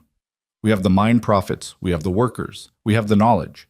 Why let outsiders own what we create with our hands? His words sparked the solution. They would build their own factory, cooperatively owned, producing mining equipment initially, but expandable to other products. It would be slower, harder, but it would be theirs. Your son has your courage, Maggie told Isabel afterward. And his father's determination, Isabel replied, watching Jonathan organize the planning committee. The factory's groundbreaking became a celebration of how far they'd come. Where once blood had soaked the ground, now foundation stones were laid. Where secrets had festered, transparent planning proceeded. Where individuals had schemed for power, the community built together. But that night, Isabel couldn't sleep. She walked through the house, now expanded to accommodate the Institute's guests, and the constant flow of visitors seeking to understand their experiment. In the study where Catherine had held her at gunpoint, she found an unexpected visitor, Smith, standing in the darkness. "How did you get in?" she asked, surprisingly unafraid. "I have my ways. Don't worry, I'm not here for violence. That was never my style." He moved into the moonlight. "I came to warn you." "About what?" "The syndicate is splitting. Some want to continue containing you economically. Others want more direct action. The faction favoring violence is gaining strength." "Why warn us?" "Because I've watched you for years now, Mrs. Mercer. You've built something I didn't think was possible, prosperity without predation. If you're destroyed, it proves the cynic's right. Some part of me doesn't want that." "Then help us openly." He laughed bitterly. "Too late for that. I've chosen my side and must see it through. But I can give you this. Watch for strangers arriving on the 20th. That's when they plan to move." He disappeared into the night, leaving Isabel with a choice: trust the warning or dismiss it as manipulation. She chose trust but verification, quietly alerting Thomas and organizing discreet surveillance. The 20th brought a group of well-dressed men claiming to be investors interested in the factory. But Maggie recognized one from her Pinkerton days, a hired gun who specialized in industrial sabotage. The confrontation was swift. Thomas arrested them on conspiracy charges, while Daniel prepared the legal case. Under interrogation, they revealed the plan: destroy the factory, blame union agitators, use the chaos to buy up assets and install corporate control. "The old playbook," Daniel said with disgust. "Create crisis, exploit fear, seize power." But knowing the playbook meant they could counter it. They publicized the plot, used it to strengthen community resolve, and turned would-be disaster into determination. The factory opened on schedule, producing its first equipment to cheers from the entire county. But more important than production was what it represented: economic democracy in action, proof that workers could be owners, that cooperation could compete with corporate power. "You've won," Martha told Isabel as they watched the factory's first shift arrive. "The girl who started with nothing has everything." "No," Isabel corrected. "We've won. And we don't have everything. We have enough shared fairly. That's worth more than everything held selfishly." As spring arrived, bringing another wave of settlers and seekers, Isabel stood where she'd stood that first night 12 years ago, looking out at the Montana landscape. But now she wasn't alone. Jonathan beside her, their children playing nearby, the extended family of alliance and community spreading out like roots from a tree. "Any regrets?" Jonathan asked, echoing his question from years before. "None," she answered, and meant it. "Every struggle, every loss, every hard choice led us here." "And where is here exactly?" She considered the question. They stood in a place that had been built on murder and theft, transformed through truth and courage into something approaching justice. They'd turned enemies into allies, poverty into prosperity, isolation into community. They'd proven that the American dream didn't require American nightmares, that success didn't demand others' failure. "Home," she said finally. "We're home." The sound of laughter drew their attention, Samuel teaching younger children the cooperative games they'd developed, where winning meant everyone succeeded together. It was a small thing, just children playing, but it represented everything they'd built and fought for. "The next generation won't even understand the old ways," Jonathan observed. "Good," Isabel replied. Let them invent newer, better ways. We've shown them change is possible. Now they'll show us changes we can't even imagine. A writer approached. Another crisis. Another opportunity. Another chance to prove that community was stronger than conflict. Isabel didn't know what message the writer carried, what challenge awaited. But she knew they would face it as they'd faced everything else. Together, honestly, courageously. She'd arrived in Montana as a desperate woman fleeing poverty, expecting to marry a poor farmer and live a hard but simple life. Instead, she'd found herself in a crucible that had transformed not just her, but an entire territory. The mail-order bride who'd thought she was marrying beneath her station had instead married into a legacy she'd helped redeem and reshape. The writer arrived with news that would set the next chapter in motion. The government was considering the Montana method as a model for federal policy. Representatives would arrive to study every aspect of their experiment. Success would mean spreading their revolution nationally. Failure would mean being dismissed as an unrepeatable anomaly. "Are we ready?" Jonathan asked. Isabel looked at the community they'd built. The former enemies working together, the immigrants and natives sharing prosperity, the children growing up free of the hatred that had poisoned previous generations. She thought of Catherine's victims, whose deaths had ultimately led to this transformation. She thought of Margaret, who'd survived to teach resilience. She thought of Patrick O'Brien, whose sacrifice had united them against sabotage. She thought of all the unnamed workers and dreamers who'd chosen cooperation over conflict. "We're ready," she said, and knew it was true. They'd been preparing for this moment since that first night when she had chosen to stay and fight rather than flee. Every choice, every struggle, every small victory had been building toward this. The chance to prove that what they'd done in one small corner of Montana could be done everywhere. The sun set behind the mountains, painting the sky in shades of triumph and possibility. Tomorrow would bring new challenges, new tests of their resolve and principles. But tonight, Isabel Mercer, former factory girl, former mail-order bride, current architect of revolution, stood surrounded by the family she'd built and the community she'd helped create, knowing that they'd already achieved the impossible. They'd transformed a cursed kingdom into blessed democracy. They'd proven that ordinary people could do extraordinary things when they worked together. They'd shown that America's promise didn't belong only to the powerful, but to anyone willing to work, sacrifice, and believe in something better. The writer's message contained one line that would define their future. The president wants to know if the Montana method can save American capitalism from itself.